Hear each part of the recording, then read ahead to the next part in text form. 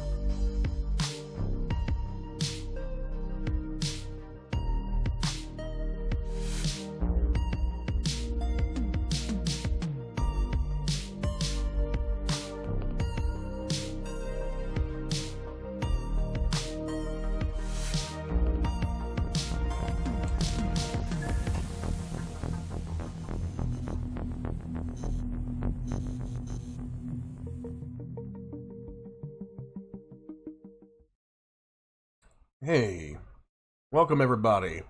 This Sunday afternoon, the last Sunday for the month of January. Welcome to the Tuned In Live podcast, guys. This is Mike C. If you guys have yet to do so, even though the links are scrolling down below on the stream itself, if you have yet to follow us or subscribe to us on any of our video streaming platforms or social media, links are all down below.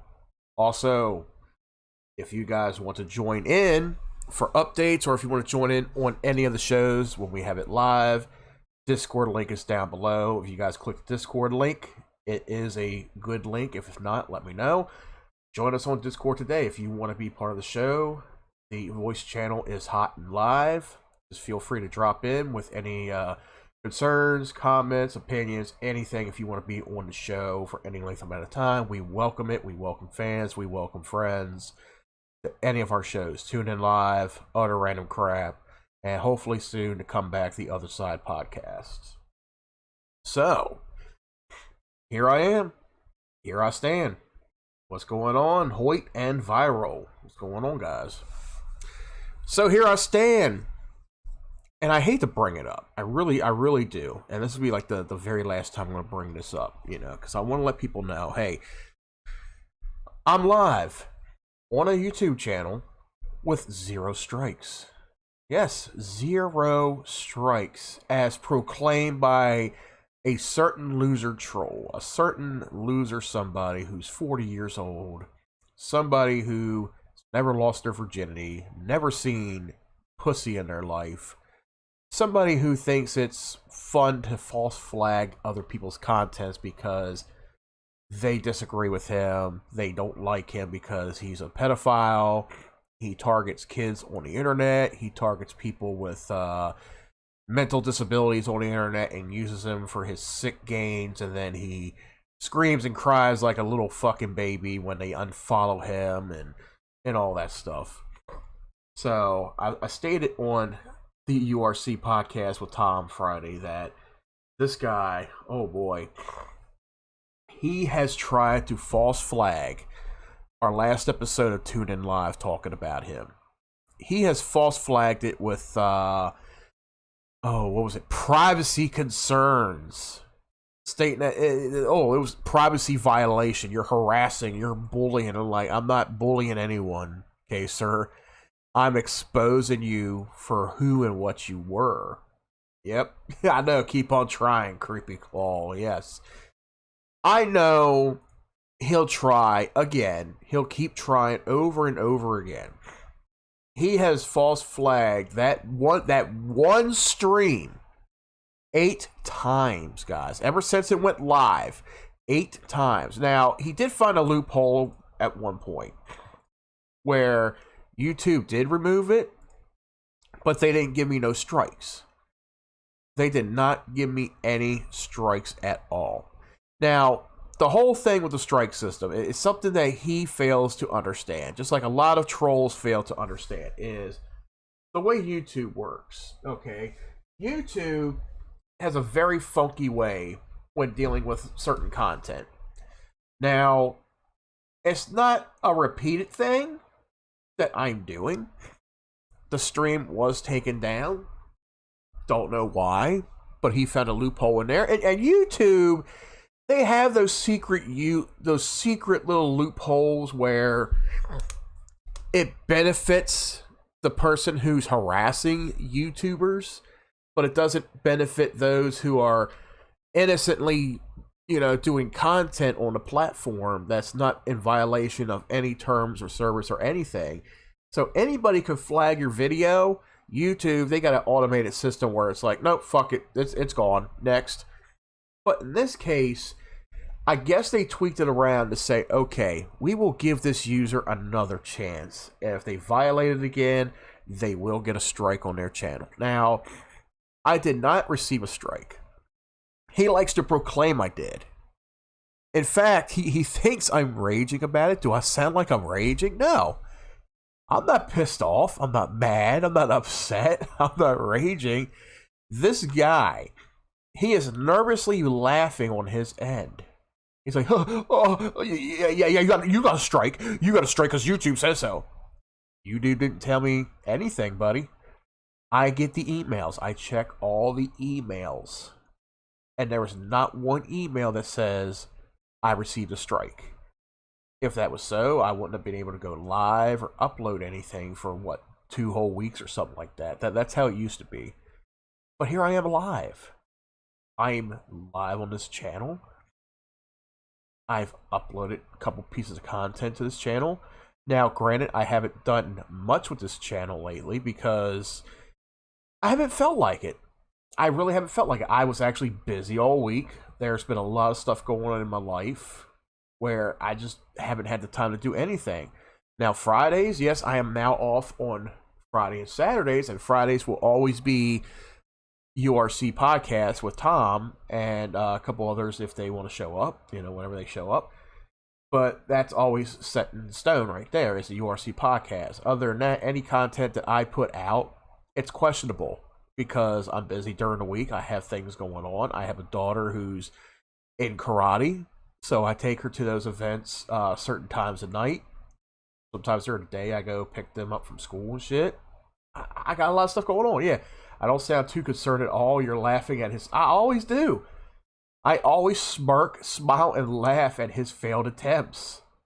Like, I'm not concerned at all. That's like, okay, even like Tom and even Jeff has said, if YouTube hadn't to disappear tomorrow, I honestly wouldn't care. I have 2 other platforms that I go to that I stream on. Like right now, if you guys are commenting through YouTube, I'm also streaming live right now on Twitch and on Kick. And I can even also add a couple more platforms to it as well. I pay out for this website. I'm gonna do a little advertisement here. Okay, now to anybody who's brand new to streaming, or you've been streaming for a while, and you're probably wondering how I'm getting my content out on multiple platforms at once. See, this is a kicker right here. Okay, this is something that somebody like Michael Burton will never understand. He doesn't understand how the YouTube system works. He will never understand how streaming works or anything. Now, I know Streamlabs offers something that's similar. there's other platforms, there's other websites that offer the same thing. And one of the first ones that I've come across was a website called Restream.io. And I have an account with them. Now, I pay out, and you could pay out any denomination per month, or maybe 12 month intervals, pay out for a whole year or whatever. I pay, and I feel like it can be worth it, if I'm streaming on multiple platforms and I got different audiences everywhere else. And plus, it keeps my Twitch channel alive, it keeps it alive, it keeps it going, it keeps Kick alive and going, it keeps YouTube alive and going. So I bring in audiences from all over. And I feel like, $19.99 a month for a Restream account is fair, because I'm bringing money in over on Twitch. Soon, once I get just a little bit more niche on YouTube, I can probably monetize this as well for certain content. Now, there's some content I can't monetize because I do have copyrighted stuff sometimes on here, like, music or whatever, and that's fine. I don't monetize anything I do not own. A lot of my stuff is original. Sometimes I do add some, copyright material for the hell of it. But I got one or two platforms where I can benefit off of if I wanted to for money. And I also have a link down below if you guys ever want to feel free to donate to the show for whatever reason. I do have a Cash App link down below. If you have a Cash App, if you ever want to donate, you could always feel free to do so. I don't ask you to, I don't tell you to. That's if you guys want to. So I always try to put that out there and say, hey, if anybody wants to donate, feel free to donate. So anyway, I pay for Restream. And the way the website works, okay, you sign up, and then you got to link all the accounts that you want to stream to. You got to link them. Sometimes it can be a pain in the ass depending on the account, especially if you got like 2 steps set for Twitch or YouTube or whatever. Then you got to go through all the red tape to get this code, to get that code or whatever, email sent to you, text messages sent to you, whatever. But what it does, okay, I have all my main channels linked to Restream. I even got Tom's 2 channels too, because Tom and I are partners. I brought him under. I've known Tom for many years. I've brought him under. I say, you know what? Fuck it. We're both adults. We're doing the same thing. I'm going to attach 2 of your channels to this account. That way, when he does go live, all he has to do is go to the Restream account. It's logged in on his computer. Go to there. All he has to do is deselect my channel, select his channels, and he can go live at any time, whatever. So I got all 3 of my channels and 2 of Tom's channels on one account. And I pay $20 a month for that. Or when we go live with Utter Random Crap on Fridays, the stream goes live on all 5 channels. So you guys can pick and choose where you want to watch us at. You can watch us on Tom's channels. You can watch us on Arrow Entertainment's channels, whatever. And it's still the content is getting out there. The content still gets out there. It's still getting viewed no matter what. And we still pick up followers. We still pick up subscribers, anything of that nature. And it's all good fun, it's a hobby. We enjoy doing it. It's a lot of fun. So if you guys are into streaming, if it's something that you want to look into, yeah, Tom he seems like a cool guy. He really is. Tom's been through a lot in his life. He has been. I've known him for years. I've went to school with his wife, and it was just like it was such a small world after all, kind of feeling, like when I met Tom and I met his wife and for the first time, and I was like, hey, I know you. I went to school with you. And he was like, oh, really? You know each other then? I was like, yeah, we went to school. I know her and her sister, yeah. But yeah, Tom, he's always been a very chill guy. He's really down to earth. And when it comes down to it, if he has to duke it out with somebody for whatever reason, handicapped or not, he'll lay you flat. Yeah, he'll lay you flat. Tom has the smarts. He has street smarts. He has book smarts. he really is a good guy. He really is. And he even is one of those where, even though he has a heart, and sometimes he will give you a second chance sometimes, but if you double cross him or anything, he will look at you and be like, okay, well, fuck you, I'm done with you. That's it, whatever, you know? But yeah, Tom, he's as genuine as Jeff is. He really is.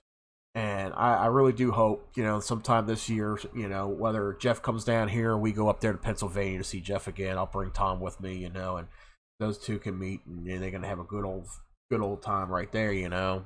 So we're definitely getting the year planned out pretty well. You know, we're getting it planned out. Tom and I, we have a series that we're working on now. I know a lot of people don't care for the reality series on YouTube, you know, like from like people like McJuggernuggets or Kibby on the Camera or anything of that nature. Now, with us, it's going to be a scripted series that's based off of our old podcast, Through the Doorway. And we've already got an idea for how the story's going to go. We already got an idea for some, you know, for a couple of characters, what the series is going to be about. It's think of it as kind of like a Are You Afraid of the Dark / Stranger Things kind of feeling to it. You know, it's not going to be like a heavy R-rated. You know, there's not going to be any profanity or any dirty jokes in it. We're going to try to make it very mysterious, kind of creepy, kind of sense, that kind of thing. You know, it's something that Tom's been wanting to do.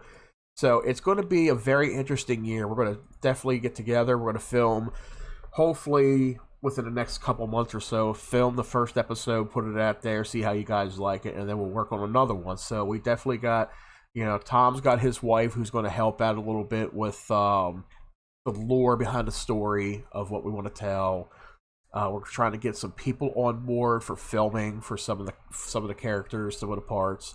I'm definitely going to be in it. It's going to be me and Tom. You know, it's going to be, maybe his wife will be involved as well. A friend of ours, Loki, he also streams. Also, trying to get him. You know, he's interested too, so we got to get him in there as well.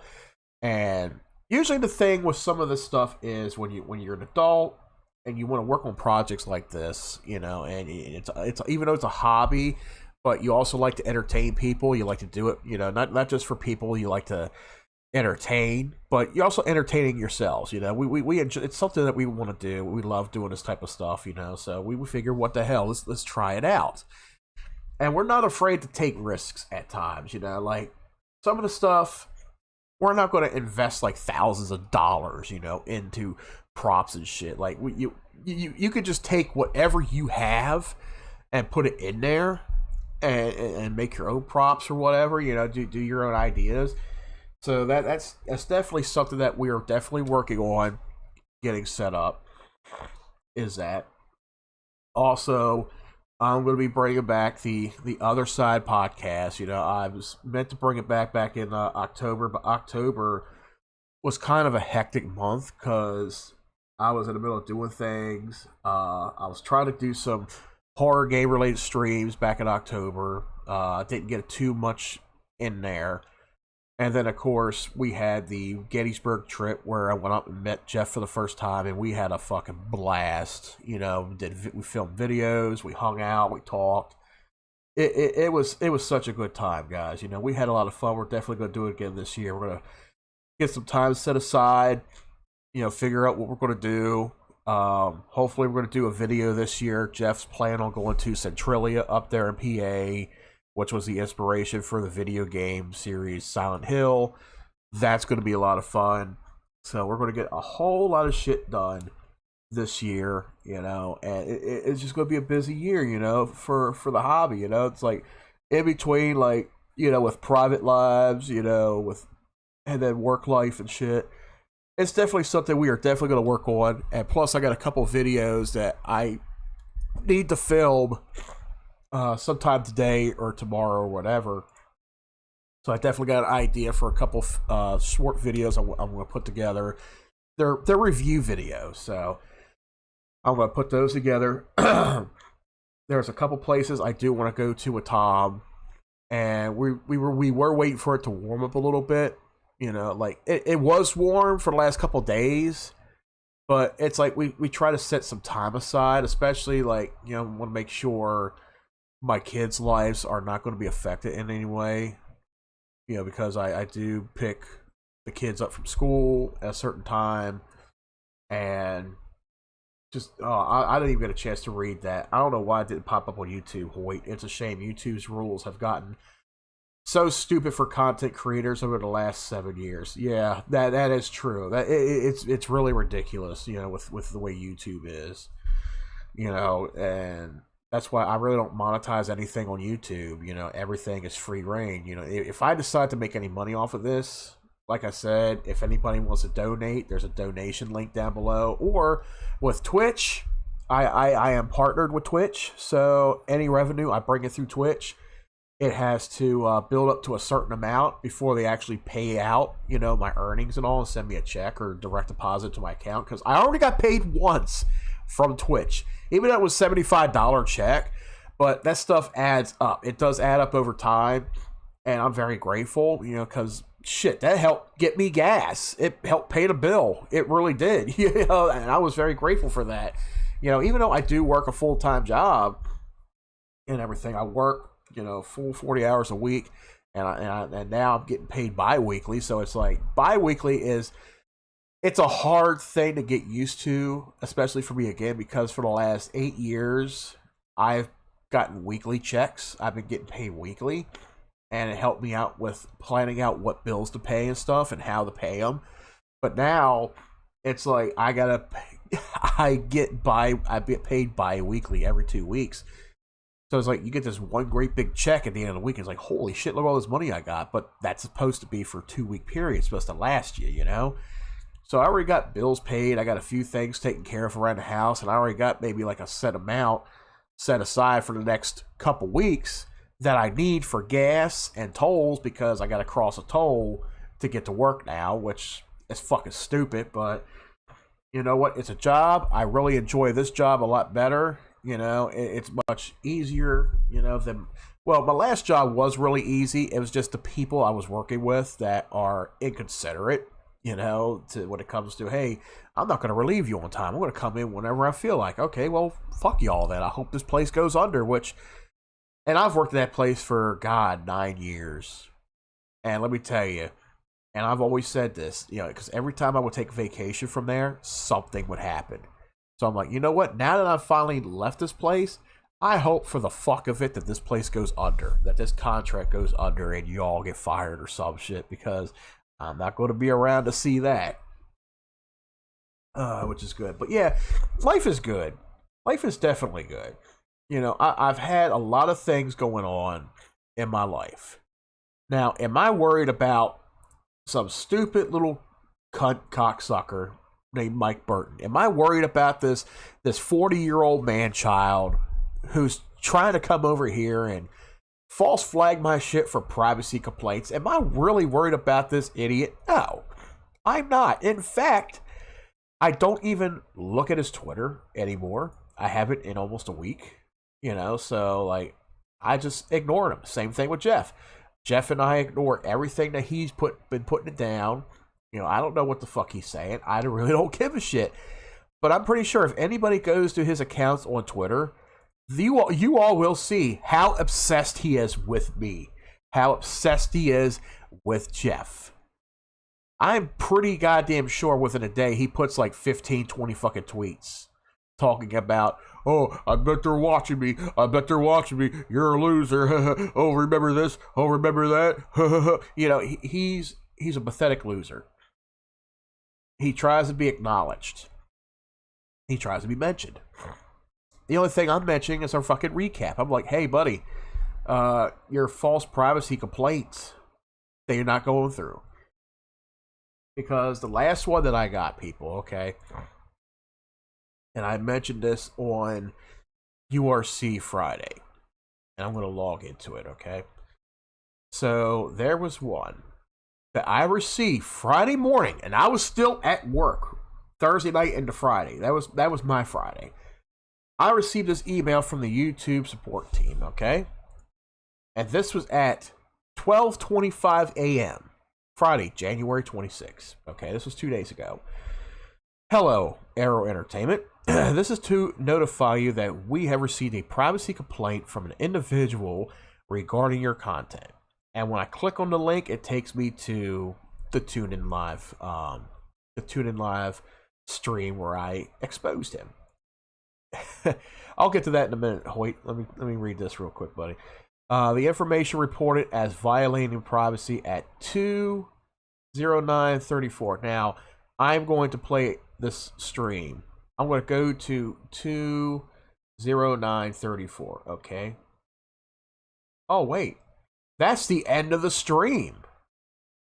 So he reported at the end of the stream. So, okay, this guy, he has watched this stream a total of 115 times. Now, I understand what Jeff told me, that one view from one account or one IP address counts as one view. You're not going to get any more views. I don't know how necessarily true that is, because I don't believe 117 people viewed this stream. I don't believe that, because the first time around it got like 80 some views, which is amazing. And that's before it got taken down. Now, I have ways of re-downloading it from another source, and I re-uploaded it. So I re-uploaded the stream, and I was only going to get, let's say, maybe 5 or 10 views on it. You know, I'm like, hey, it's uploading. It's re-uploaded. Oh, there's the video. Oh shit, I didn't even see that. So the actual video is down below in their fucking stream. I see the thumbnail on it. So they said, please note that the violation may also occur in the title, video description, channel image, or background. This notification informs you that another user has raised a privacy concern about your content. However, it will not automatically result in your video being removed. So look at that. This notification informs that another user has raised a concern. However, it will not automatically result in your video being removed. We will review the complaint for potential violations of our privacy guidelines and consider restricting the content. Meanwhile, or in the meantime, please review the content and consider making revisions to address the potential violation. And they go on to also talking about the YouTube custom warning tools, shit like that. So I wrote back and I said, good evening. This is now I copy and pasted this from another email. So it's not the 6th, it's the 8th time. So I'll just put down, hey, this is the 6th time that user Mike Burton is false flagging me with privacy concerns.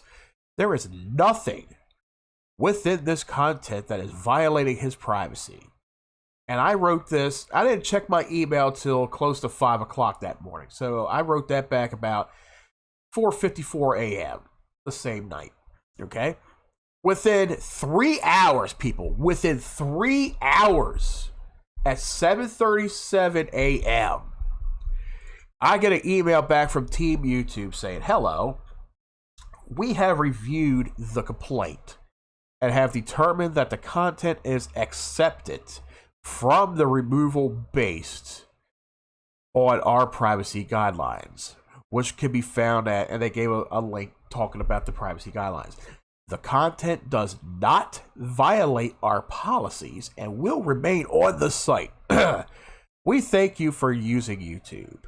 For more information about our removal processes, please check out the following video. Regards, the YouTube legal support team. So, they did not remove the video. And they will not remove the video, period. Because there are no violations within the video. No violations at all.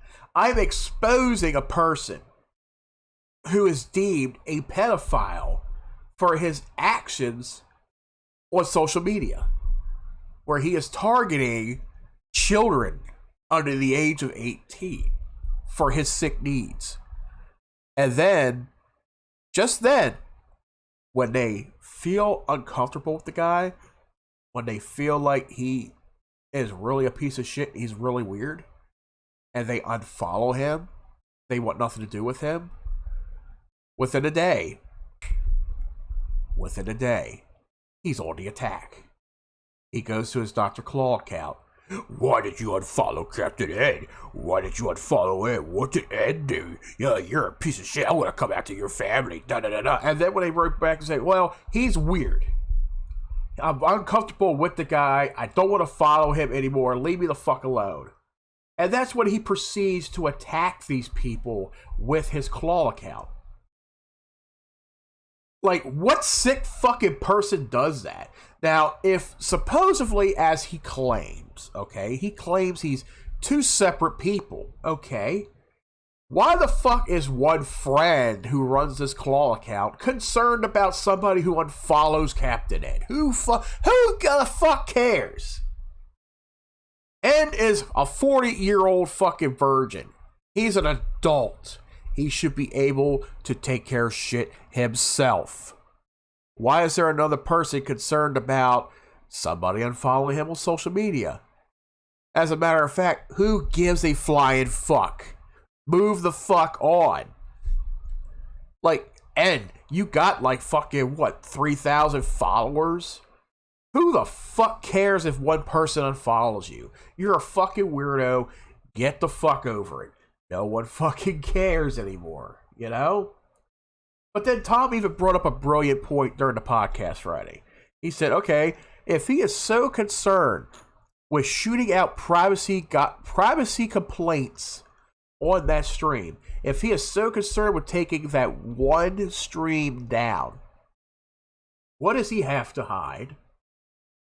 What is he hiding? Is he actually guilty of the things that we said that he was doing? So if he's not concerned about it, if he's laughing about it, why are you trying to take it down? What do you got to hide? Did we actually strike a nerve?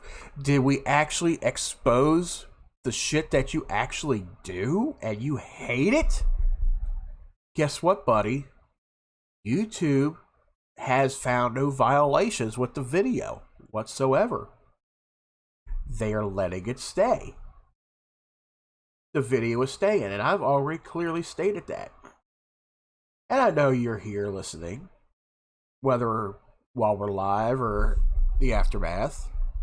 So just know this, Burton. This is the last time you're being mentioned. I'm not viewing your Twitter account. I'm not viewing your Twitter account at all. You keep talking about this Hubbard account. You know who that Hubbard account is. And I told you blatantly several fucking times. It's that dude Dustin who runs that psycho account. You remember him. But no, every account on there that comes after you is me. Yeah, okay, like I have all the time in the world to make fake accounts on Twitter to come attack you. I don't. I only have one account. And that's the account that has your Claw account and your Captain Ed account blocked. As well as several other accounts that you have on there. You're all blocked. I don't give a shit. If I was viewing anything at all from a Twitter, like an open Twitter forum, that's not my account. You fail to remember, Burton. Anybody can view your shit while not logged in. You could be logged off and you could actually view a Twitter account, whether on the phone or on a browser. You can still view that shit. Just remember that. So, Mike Burton, just give it up, man. Because every time you keep flagging my shit, it's gonna come back, slapping you in the face, and I keep laughing all the way. So this is the last time I'm speaking of you, buddy. So goodbye and get help. And as for Hoyt's comment, as long as you have your family, friends, pet, and a decent job and hobbies you really enjoy, what more do you need? Exactly. That's why I see doing these streams as a hobby. It really is. This is a hobby. Playing video games is a hobby. I have a fiance who backs me all the way. You know, she supports me. She likes when I do these streams. She likes when I do this stuff. It keeps me occupied, you know, and I still interact with her. I still spend a lot of time with her and the kids. That's why I'm not streaming sometimes like 10 hours of stream a day like a lot of these other streamers do, you know. And I know they make money off of it. Don't get me wrong, they do make money off of it. But I myself, as much as I like to play games and as much as I like to stream, I really couldn't see myself doing that every day. Like, I've already had like 2 or 3 instances where I streamed for like 7 hours, close to 8 hours, and it's tiring. Let me tell you, streaming is tiring. You know, and I know you can get up, use the bathroom, take a break, whatever, but it can be tiring. It really is. And you're entertaining people for hours on end, and people are watching you, and it's cool, but it does affect you in the long run. So, before we get into today's topic, let's go ahead and take a quick commercial break, guys. Hang tight. We will return in a moment.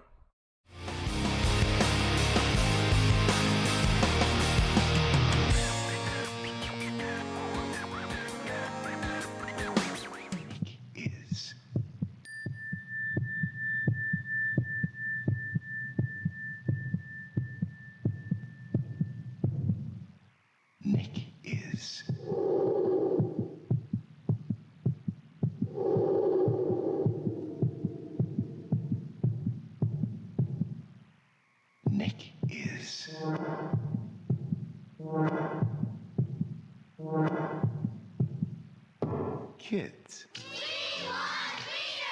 The whole wide world is whining for Wienerville. Nickelodeon Wienerville. What are they whining for? They're whining for the cartoons. They're whining for the head puppets. Somebody feed me. They're whining to watch real kids get wienerized. They're whining for Nickelodeon Wienerville, the only show worth whining for, every Sunday starting at 2/1 Central on Nickelodeon. Saturday night has arrived, and Saturday night belongs to Snick. Stay tuned. Herman Badillo came to New York City at the age of 10. He was an orphan. He went through our city school system, and he became a lawyer.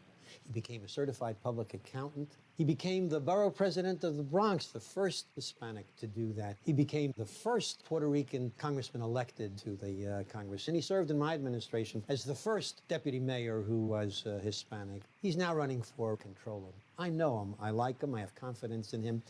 We'll all be proud of him. Take my advice. Support him. They're the best young musicians from around the country, and each one hopes and dreams to be chosen for the most exciting adventure of their lives, to make new friends, to study with the masters, and to play for the world. Join host Dudley Moore and guest conductor Henry Mancini for the 2nd annual Disney's Young Musicians Symphony Orchestra, exclusively on the Disney Channel.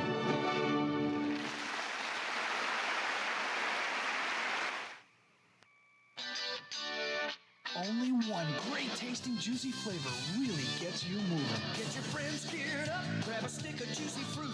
The taste is gonna move ya. Juicy taste, going strong. The taste of juicy fruit is gonna move ya all day long. Juicy fruit is gonna move ya. Soft and sweet, gets right to ya. Juicy fruit, the taste is gonna move ya.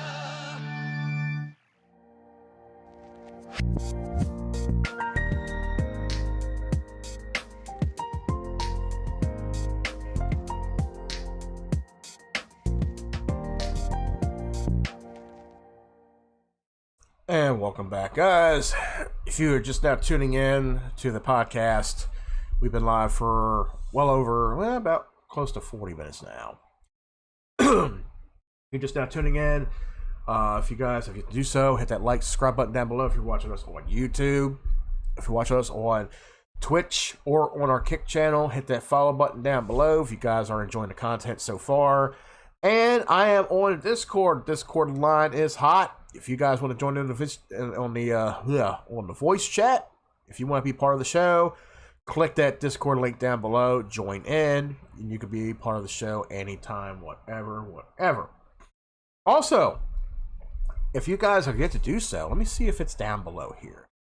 Yes. Okay, so if you guys are on TikTok, I have been uploading videos to TikTok, a lot of concerning videos, exposed videos, whatever, my opinion videos. I just uploaded a video on my TikTok account today talking about paper bags.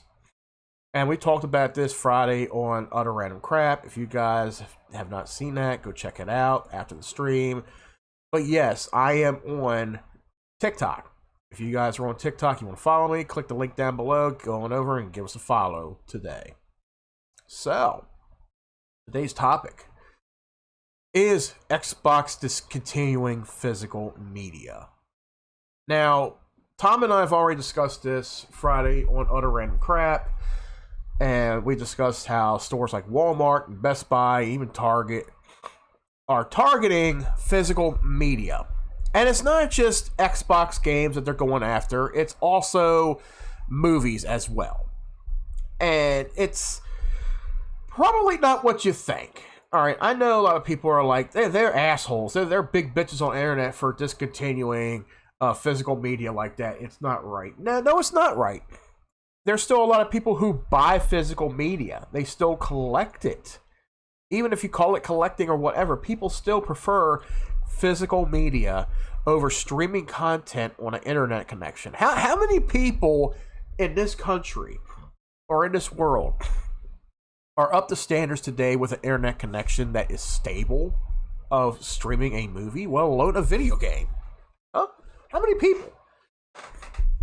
You don't have that many people across the world who have those high-end, high-powered Wi-Fi, not Wi-Fi, but internet connections, Ethernets and fiber optics and all that. All that shit starts out over in China and Korea or whatever. They're like 3 steps ahead of us in technology. That's how I always saw it. Like right now, those people over in China, they're well ahead of the game. They're probably on the next step of fucking fiber optic cable and internet while we're over here. Okay, so I'm with Verizon. I've been with Verizon for years, and I'm talking years. And we've really stepped our game within the last 25 years. First we started out with dial-up. Now, dial-up internet, oh my God, I don't know if any of you guys, how old you guys are, if you remember dial-up internet. See, that's what we used back in our primitive days. You can call us a boomer all you want. I don't give a fuck. I'm proud to be nostalgic with that shit.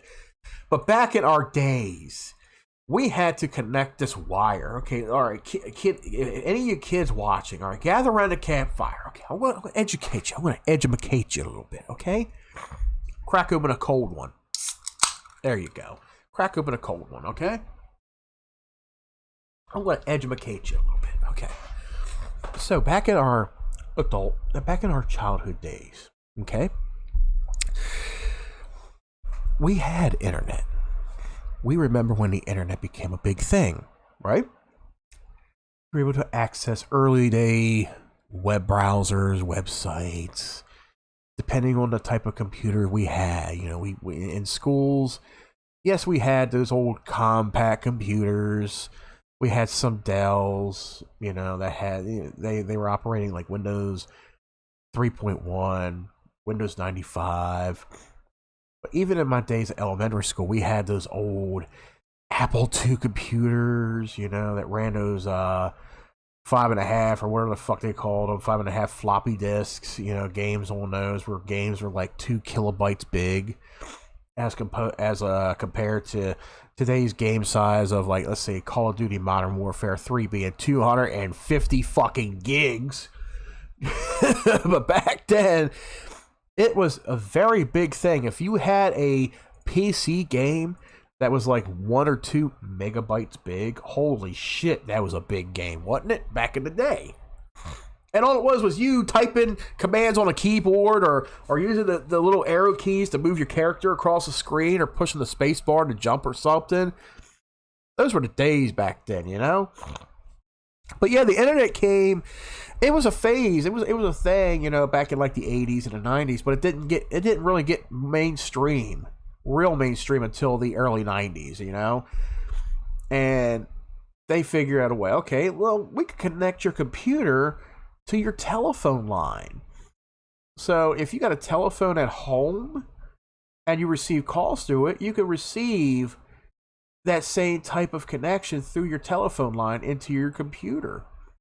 And I'm not going to get real technical, layman's terms and shit like that with dial-up internet and how it was back then, but that's what we had. That's what we had growing up, was dial-up internet. So nobody could be on the phone making a call.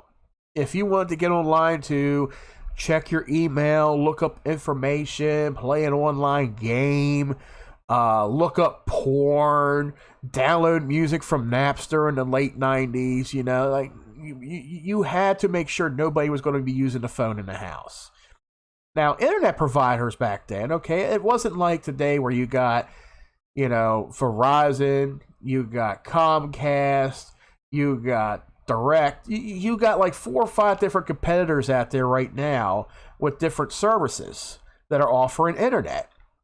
Okay, now back then you didn't really have any competitors. Anybody could have a fucking account. Anybody could have a fucking web browsing service. Any fucking body, and the biggest one out there, if y'all remember, was America Online.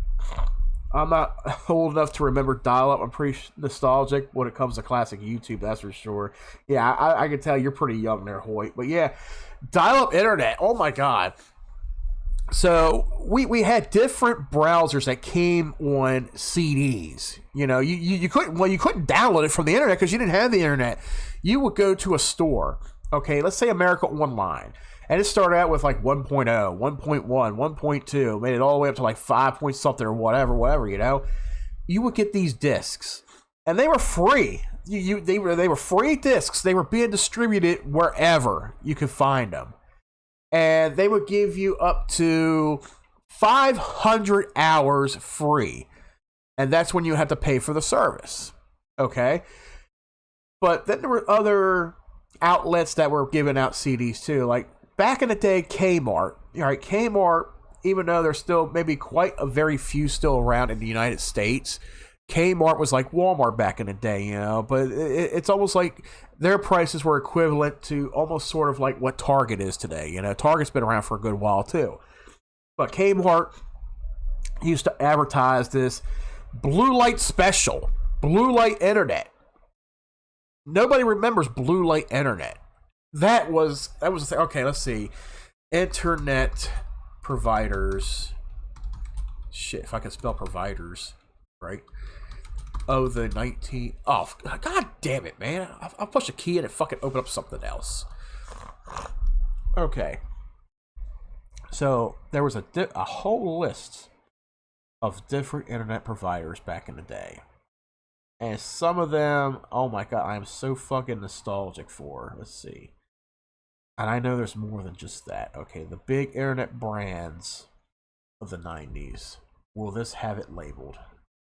Why did it just take me to Dish Network? There we go.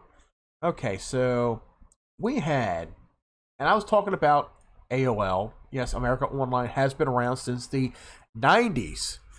AOL is not just an email website that you go to right now, check your email and all that. They had their own internet service. AOL has been around for many, many years. Okay, so back then we had services like CompuServe Internet, Prodigy, Alta Vista. I think we did have Alta Vista. I can't remember it. GeoCities, Ask Jeeves, Angel Fire. Here's the biggest one that we used in schools, and I wish this still stuck around to today because I liked using it. Netscape Navigator. That was a browser to use. ICQ. Bonus 90 brands that are still around like eBay, Match.com, Amazon.com, MapQuest, and WebMD. Those websites still are around today, but those are just a handful of what we had back in the day. We had America Online, Genie, Blue Light, all these different services, okay? And it was amazing how many competitors there were back in the 90s to be part of the world of the internet, the World Wide Web. And they were like, no, take this CD, buy our service. We will offer you this service for this amount of money. There was always competition within the internet world. There was always some kind of competition. They would give you a CD, or you buy a CD, you take the CD home, install the browser on your computer or your laptop, set everything up, and then you would have to plug in your phone line to your laptop or your computer. And then you would have to set everything up through your computer, but then you were on the internet. And then, of course, you would have this little box pop up on the screen. You had to type in your information, like your phone number, this and that, all this little information that was needed. Click dial up, and then you would get that long 30-second to 60-second noise that comes through your little PC speakers, like that kind of fucking shit. It's just so fucking nostalgic. And we've had to do that for so many fucking years, see, I'll play a little bit of it for you, okay? This is what we've had to use back in the day, okay?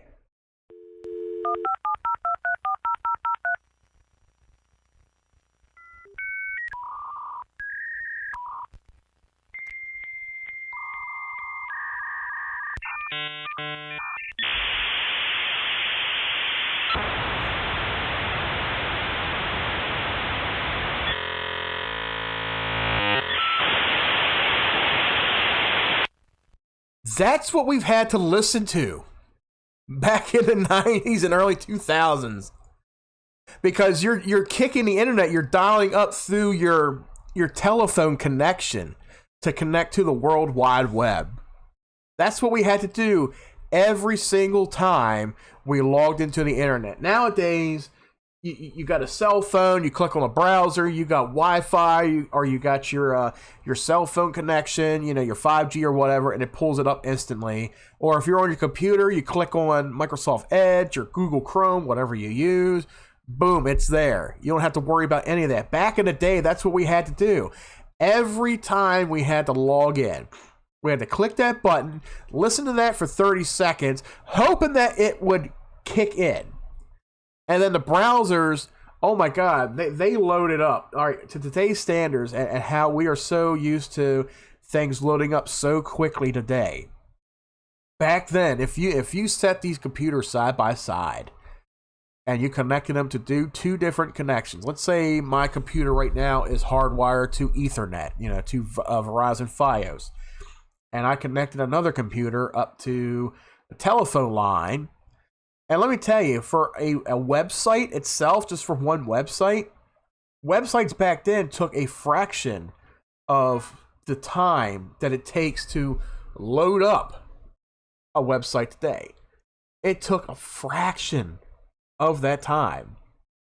So if you're loading up Facebook right now, guess what? Facebook would have taken, oh my God, Facebook would have taken up to 60 seconds to load the entire page, load all the sprites, all the pictures, all the text, realign it and shit. It was insane. It was fucking obnoxious. It was. It truly was. But that's what you had to live with. Especially if you're somebody, if you were a kid back in the 90s and you stayed up late on the weekends and you wanted to play Doom. Oh my God, Doom. When Doom came out back in 93, 94, and the developers added an online edition to it and shit. My God. Like, playing Doom online with other people was insane. Like, can you imagine Friday, Saturday night, you're off from school, you got your own computer in your room, your mom and dad's probably next door upstairs sleeping, and you're hoping, for the love of fuck, that when you dial up the internet, that it's not fucking loud as shit. And I had moments like that. Like, I never woke my parents up or anything, but I had two loud things in my room. I had the dial-up internet, and I had this fucking dot matrix printer. Now, a lot of you are too young to know what dot matrix printers are. they're not like, well, they take ink ribbons and all, but it was kind of difficult to explain what a dot matrix printer is.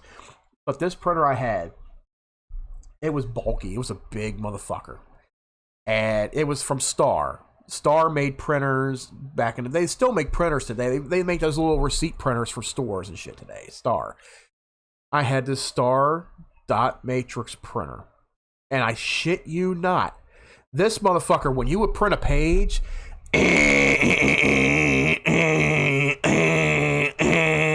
that's what it sounded like. It was loud as fuck. Can you imagine printing out a book report at 2 o'clock in the morning because you forgot to earlier in the evening hours, and you're like, shit, I hope this doesn't wake mom up. I was always hoping it would not wake my parents up. Luckily, it never did, but this thing was so fucking loud. Like, even the door closed, you could probably hear like, and it took forever to print a fucking page. If you were printing a picture, oh, forget that. Forget it. It would print pictures. Don't get me wrong. Those printers would print fucking pictures.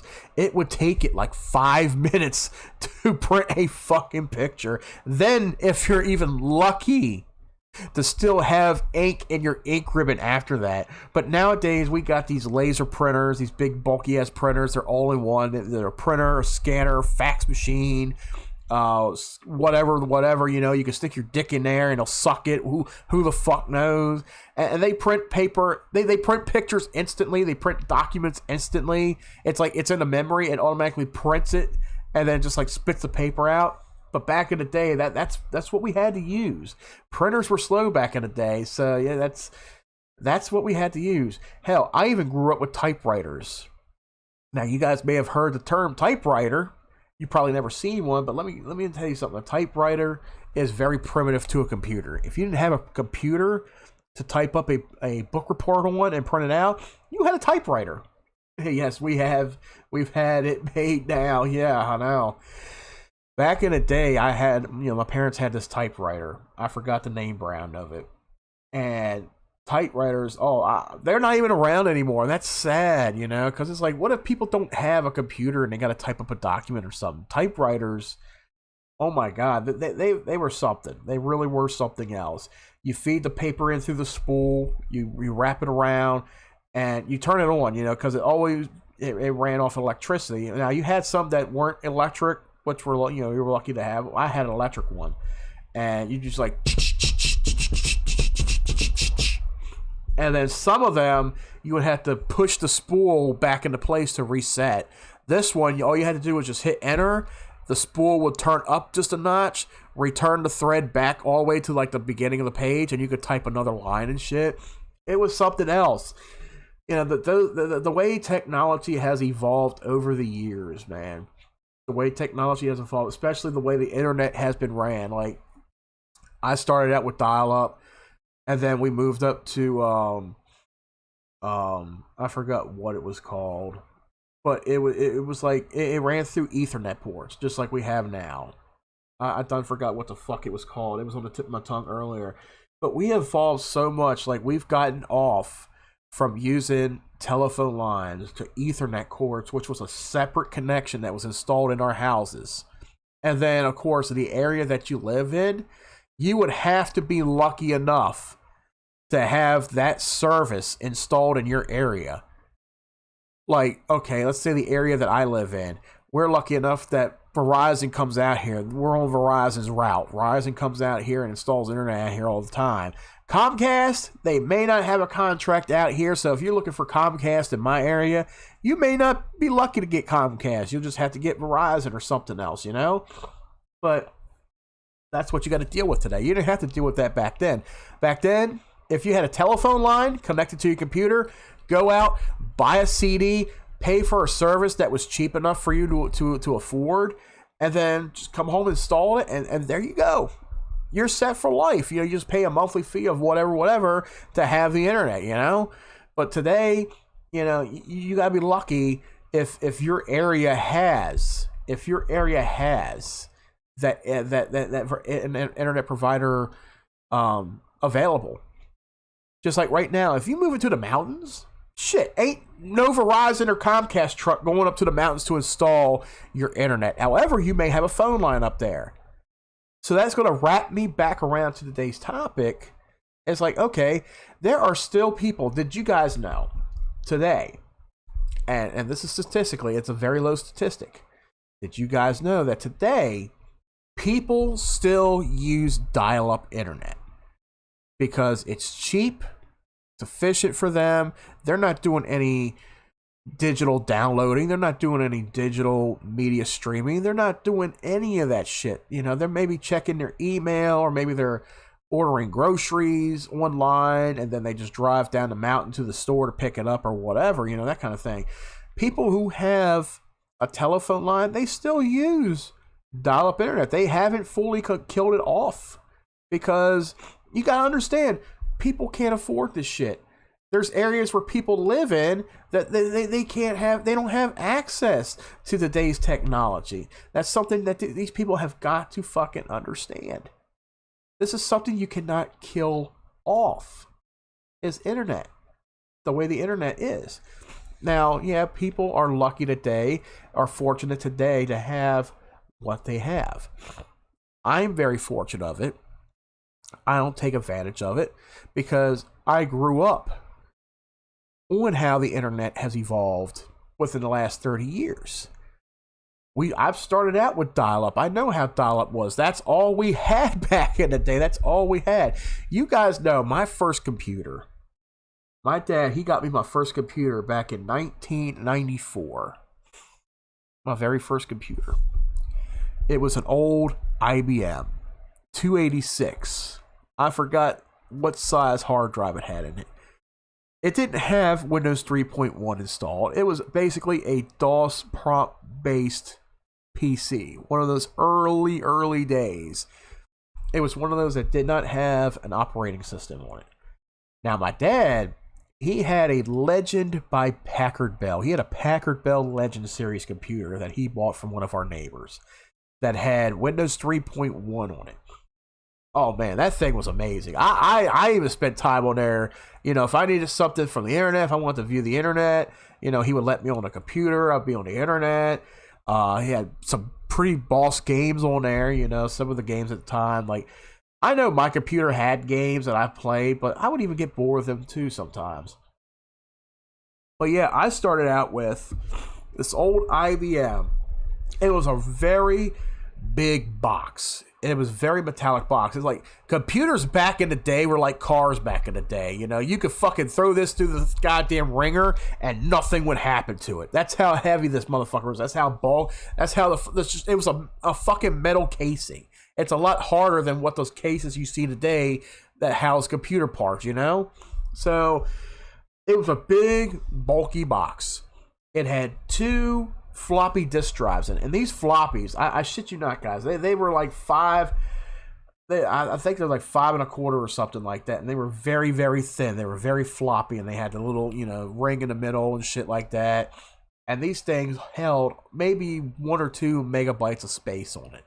That's all the space that we had to work with back in the day. You know, you didn't have gigabytes or terabytes. That didn't come to 20 some years later, you know? We had these kilobytes, and that was our games back in the day. You know, you would put the disc in the slot, put the little lever down to lock it in place. Okay, to turn the computer on, I had a switch. I can't remember if it was in the back or the front of the computer. It might have been the back of the computer, I think. You flip the switch on, the computer would turn on to its you know, DOS-based prompt, and that was it.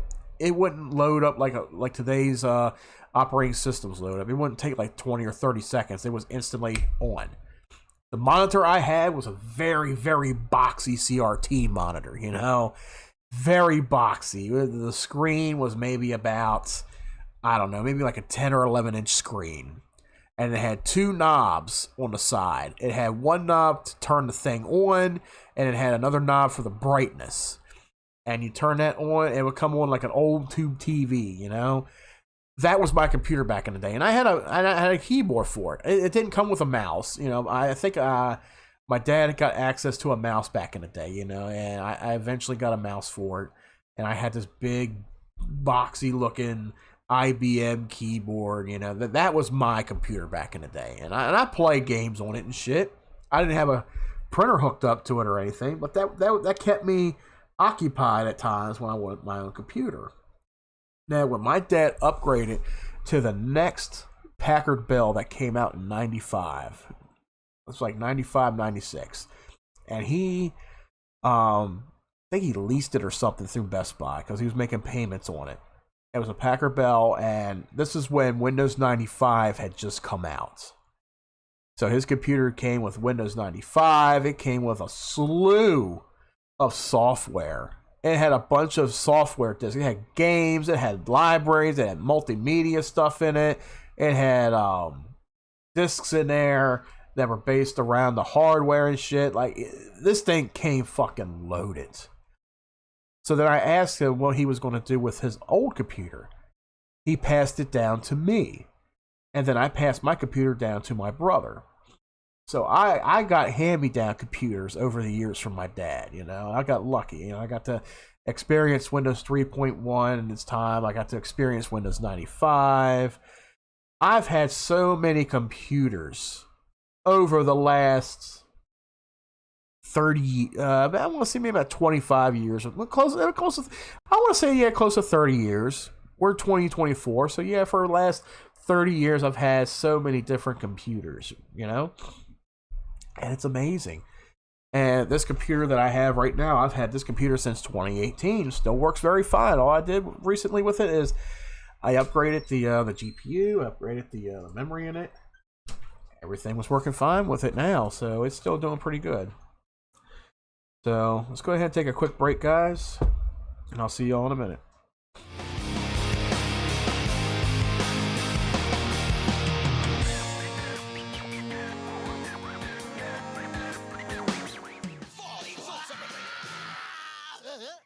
It's like nothing you've ever seen. Because it is nothing you've ever seen. It's an all-new scary tale on Are You Afraid of the Dark? Tonight on Snick. Nick, Nick, Nick, Nick, Nick, Nick, Nick, Nick. Nickelodeon. Nick is kids. Roundhouse and the Big Orange Couch will snick again after this. You know that Nick is kids, but now Nick is more kids. Because on September 1st, 1993, Nickelodeon will hit the airwaves of the United Kingdom, where they talk like this. So kids over there will have a channel just like you do, and a place to call their own. It's just the beginning of a new Nick world, where one day, no matter how you speak or where you live, if you're a kid, you'll have the inalienable right to Nickelodeon, even if you live out of this world. Nickelodeon, the first planetary channel for kids. Hey, the way you help out around the house, like weed the garden, you deserve a good time. That's why every day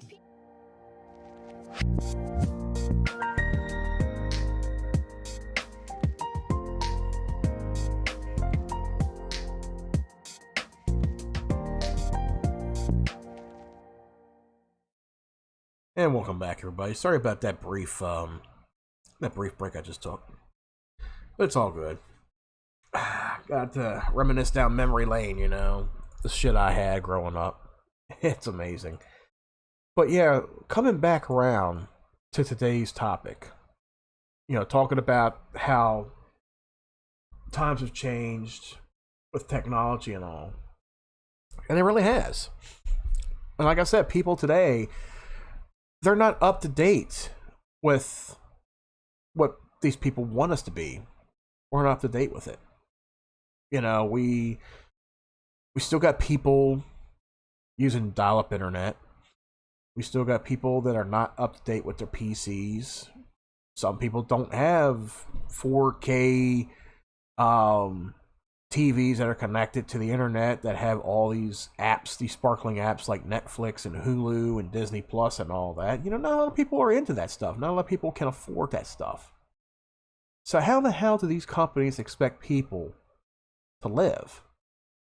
You know, it's like, well, if you don't get with today's technology, well, you're missing out. Too bad. You're going to miss out.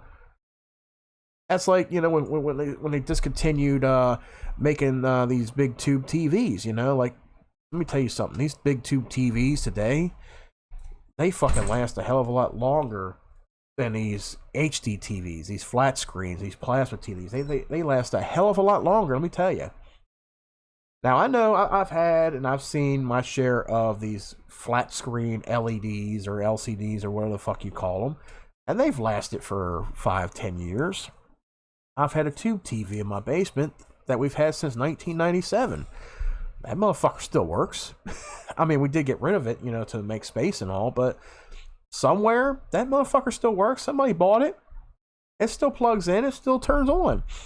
So those type of TVs, they can last a lifetime. Some things do last a lifetime. And a lot of people, a lot of these corporations, they do not understand that shit.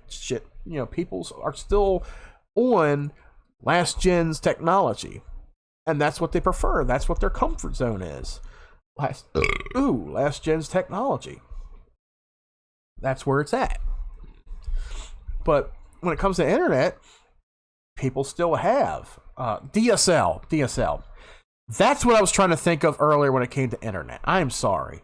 We had internet, we had DSL. DSL was the next grand step up. I knew I was going to think of that word at some point. DSL. That was when we started using Ethernet-based internet, DSL. It was a little bit more, it was more faster than dial-up, but it's not as fast as today's internet. But you didn't need the phone line to get on the internet anymore. If you had a DSL connection, you had internet. You didn't have to worry about, Ma, stay off the phone. I got to download the next Eminem album. You didn't have to worry about any of that. But yeah, people are still on DSL. They're still on dial-up.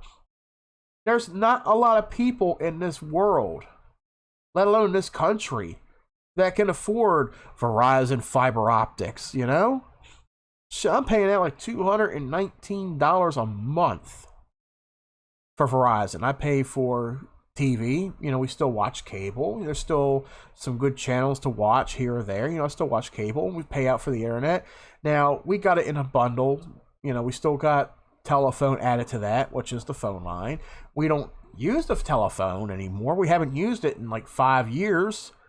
So if anybody's trying to call my house, guess what? You ain't getting through. You're not getting through because there's not a single telephone connected. There's not a single phone connected in my household. But this is what people are still using today. And then you got companies like Walmart and Microsoft and Sony and all them. They're like, you can stream video games.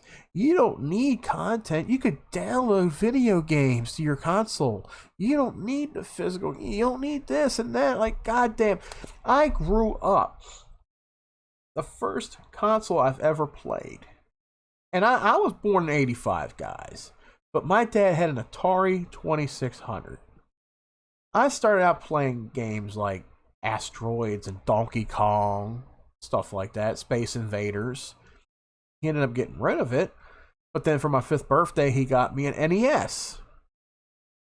Now, I know around that time, Sega had, the Genesis come out, the SNES came out and all, but I got an NES, I was very lucky. That NES, that lasted me a good long time too. I only had 5 or 6 games for it, but I know there's a whole slew of them, like, within the last 20 years, I've learned, how many games each console had. I even learned more about a lot of these other consoles that have come out that I didn't even know of. Hell, my uncle, every time I go to my grandmother's house, my grandparents' house, growing up, my uncle, he's only 2 years older than I am.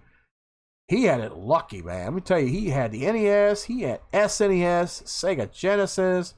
He didn't have them all, but he had like the mainstream ones. He, when 64 came out, he got 64. He got PS1. He had PS2. He had GameCube. Oh my God, the Xbox. He had a lot of the mainstream ones.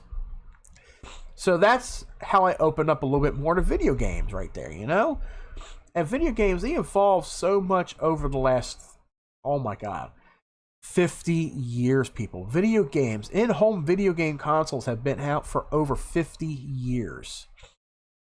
So I know a lot of people are like, oh, I got into playing video games when the PS2 came out or when the PS3 came out. You're very young. Because video games have been out for over 50 years. And I'm glad to have got to spend the time to learn more about them and actually interact with them and be like, holy shit, yeah, it's amazing how technology has evolved when it comes to video gaming, you know? And it's not just for kids anymore, it's for people of all ages. But when it comes to physical content, there's still 98% of people out there in this country, in this world, who prefer to collect physical content for reasons. There's still reason. Now, my reasoning for not having physical content is, you know, where I live at, I don't have the room for it. I don't have my own little man cave where I can put shelves up and buy all these, you know, classic games to shelve them on, you know, something I can play. Like, do you understand, or do you people understand how many fucking games there are out there in the entire world over the last 50 years? How many video games we have? Between dozens, and I mean that, dozens of fucking consoles. There are thousands upon thousands of video games. Like, you can sit there and say there's, you know, hundreds of thousands of fucking movies out there. Same thing with music. Video games is not as big as a library as music and movies, but there are thousands, tens of thousands of video games out there. In fact, there's got to be probably 100,000 video games out there, maybe more, between all these consoles over the last 50 years, people. A lot of different indie companies, a lot of different AAA companies, mainstream companies, underground companies. Anybody could make a video game back in the day and publish it and put it out there on a console. Nowadays, you got companies like, you know, Activision and Blizzard and Ubisoft and Electronic Arts, you know, and all these different companies, you know, they're all in competition against each other. It's like, and of course, it's like, okay, do we put PlayStation games on Xbox? Do we put Xbox games on PC? Do we put Nintendo games on this, on that, whatever? There's all kind of shit going on today. And it's so confusing. It's like, it's not as simple as it was back in the day, you know? Things back then were very simple. It's like, okay, you had some Democrats that were bitching over video games being too violent and be like, they're rotting kids' brains. We need to get rid of video games. Well, they're still standing. Video games are still around. And not only are kids enjoying them, adults are enjoying them too. But Democrats, they don't like you to have the freedom to enjoy yourselves. They don't like you to have hobbies. They don't like you to see you do anything to make you happy. They want to see you miserable. That's what Democrats are all about. They want to see you fucking as miserable as possible. They want to take away your movies. You want to take away your music. They want to take away your video games. They want to take away your books. They don't want you to be happy. They want you in control. That's what they are all about. And people have fought them throughout the years. People don't give a fuck what they want. And they've lost horribly. That's why they're pissed off for the last 3 fucking years. That's why they're trying to do the cancel culture bullshit. That's why, you know, trying to get Biden on board with doing stupid shit like this and that. And it's not fucking working. So, whatever. But anyway, so today's day and age, people have been downloading games for the last 15 years. You've been downloading video games, you've been downloading DLC, downloading the content, whatever it's for the game, whether it's cosmetic, whatever it's extra stages, extra levels, anything of that nature. Digital content has been around for the last 15 years, maybe more. You know, with the simple convenience of having a good internet connection, the convenience of a video game console, having a built-in hard drive with a good amount of space on it. Like, let's say Xbox 360 first started out with a 500, it's like 250 or a 500 gig hard drive attached to it. And games, yeah, they were big, but they weren't as big as they are now. Like, games back in the day, they may have been like 3 or 4 gigabytes big, but you could download games to the hard drive. But also, you could buy physical games. You could buy physical games back in the day, put the game in your hard drive, or put the game in your disk drive, and play it. Now, if you needed an update that needed to go on the hard drive, yeah, it'll say, okay, there's an update available. You want to download it, you can. But you still did not have to install any game data to the hard drive to play the game. You could pop the game in, boom, you're in. Nowadays, on these newer consoles, from the Xbox One, PS4, up to what you got now, you put a disc in, it still wants you to install all of that game data to your console, but you still need the disc for it. And Tom called that a glorified key to the game. And that's what it is. When you buy a disc, when you buy a game for $60 or $70 at your local store, and you bring it home, and you're hoping to expect to just pop the disc in there and play it, right? Like back in the old days. No, you got to install the game to your hard drive. Then you got to download an update patch. You got to do this. You got to do that. And you've been waiting all fucking day to play this game. And it's complete bullshit. Like back in the day when you got a new Nintendo or Sega game, you open the box, you take the cartridge out, you pop it in, turn the console on, boom, you're in. Why can't days be primitive like that? Those were the classic days. It's like back then, people were like, I'm glad we didn't live back then. Oh, you're glad you didn't live back then. How about the fact that today, kiddies, you download a game, you buy a physical game, right? You pop it in, you still got to install the game to your hard drive, which means you got to make sure you got space on your hard drive, first of all. Second, you would have to download a patch or an update for it. And then third, if you download an Xbox One or a PS4 version or whatever, but you got the next gen console, let's say the Xbox One Series X, you're going to have to download the Series X upgrade. So that's an extra 5 to 10 gigs of space right there. So you're waiting. You would rather wait. You choose to wait anywhere between 10 and 30 minutes to play a game, as opposed to, back in my day, a simple 10 to 15 seconds of ripping that box open, tearing the cartridge out, putting it in the top loader, connecting your controller, and hitting the power button. I could be instantly in a game. By the time your game finishes installing and updating, I've probably beat this game over here. In fact, I've played some Sega games that only took a half hour to fucking beat. Isn't that something? You're like, oh, you spend way too much on a game like that. But I had fun with it.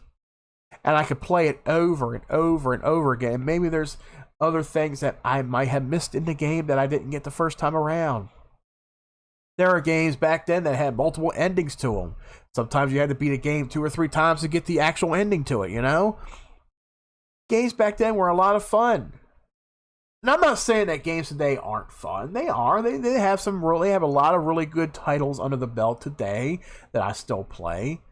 But I'm just saying, I would rather have the simple convenience of popping a game in and starting it up right from the start, rather than pop a game into a disk drive and waiting a half hour for it to install and download all this fucking garbage that it should not fucking need. But that's what people want. People want that. And then when it comes to playing digital, okay, you can pre-order a game digitally to your account. You can pre-install it. That way, the night it actually comes out, it'll automatically install the rest of the data for you. It'll install the updates for you, all this and that. And then the next day, you come home from school, you come home from work, and you're ready to play the fucking game, right? Well, sometimes, depending on if your Xbox is connected somehow to the internet, when it's turned off or when it's in sleep mode, sometimes you have the inconvenience of needing to physically update something. It's insane. So that's why people today, and if we discussed it on URC Friday, people choose to do this. They choose digital over physical. Do I prefer physical? Yeah, I do. If I had the room for it, to store physical discs, now I could buy these little CD cases and shit. Now, granted, I do have some physical games. I do have some games on fucking disc. I still have some games on disc, and I don't plan on buying the digital version of it at all or anything like that. I don't plan on doing that. But I will say, like, I would prefer physical because one day these games will disappear, and a lot of games are disappearing from these digital stores. You got Microsoft, and you got Sony, and you got Nintendo. So, and even Steam at times too. They are delisting certain games from the libraries because there's not a big player base with them.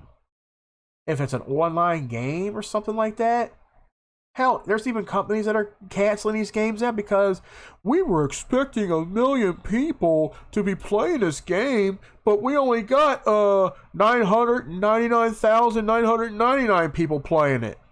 We got to close it down. We got to delist it. It's not doing that well. So these companies, they're making big mistakes doing this shit. They make big mistakes and then they delist these games from their stores, their digital stores. But let's say there's a game that you've been wanting to play for so long. And you're like, okay, I'll buy it digitally, right? Well, guess what? You can't buy it digitally anymore because they delisted it from the damn store. So now you're forced to buy that game physical. If GameStop doesn't have it, maybe you'd be lucky that a secondhand store or a thrift store or something or a pawn shop has it. If they don't have it, shit, now you go to Amazon or eBay at least, where you're going to be paying outrageous prices for these games because they're not around anymore and they're very rare. Not only that, okay, let's say you get a copy of The Darkness. I'll just throw in my hand into the bucket and pull a random game out. Let's say the game The Darkness for 360. Let's say that's a game that you played years ago and you missed the fuck out of it. I've been delisted. Oh shit, there's CYPHER. But yeah, you got games that are delisted and you want to find it online, but it's for outrageous fucking prices. Are you willing to pay out that price for that game? Now, luckily, okay, I know The Darkness is still on Xbox. You know, you can still get it digitally. Now, if I look up The Darkness on eBay, Xbox 360, let's say it was delisted. Okay, I can find, okay, $9. Okay, $9, $12 for the second one, $13, $16, you know, price goes up. But let's say as rare as this game could be in the next few years, this game could go for $100, $200. Will you have $200 to pay out for a physical copy of this game just because Xbox or PlayStation decides to delist them because, well, we lost the rights, we lost the copyright to them, we lost the license to it and all, or maybe it just didn't do well, maybe people are not downloading it enough like we expected, so we're just going to take it off. It's old news, nobody's playing anymore. Well, newsflash to these companies, people still do play these games. Maybe not as much as you think or you want to think they do, but people still interact with this stuff. They still play this stuff. There's a lot of people out there that are nostalgic. People collect this stuff. But that's something that they don't understand. So that's just the downside of digital. You can't find everything digital. Now, yes, there are games that have released digital only that have no physical counterparts to them, but even those games, they've been delisted.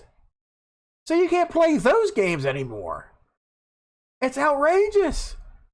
But that's why physical should still be around. It still needs to be around for another 10, 20 fucking years or so. You know, people are buying physical games, you know. It's just norm. It's a thing that just should continue. But the reason Walmart, Best Buy, and all these other stores, the reason why they're discontinuing, why they're removing physical media, is because it's not selling well in the stores.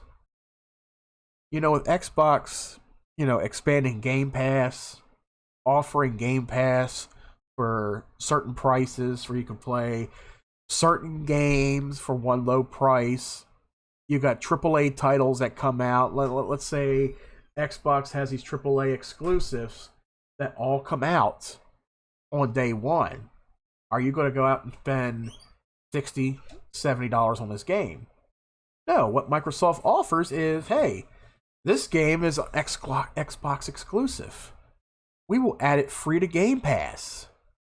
Same thing with PlayStation. Well, I don't know if PlayStation will do that. Maybe they'll follow suit. But PlayStation, they do a little bit more better with their digital content and other things of that nature.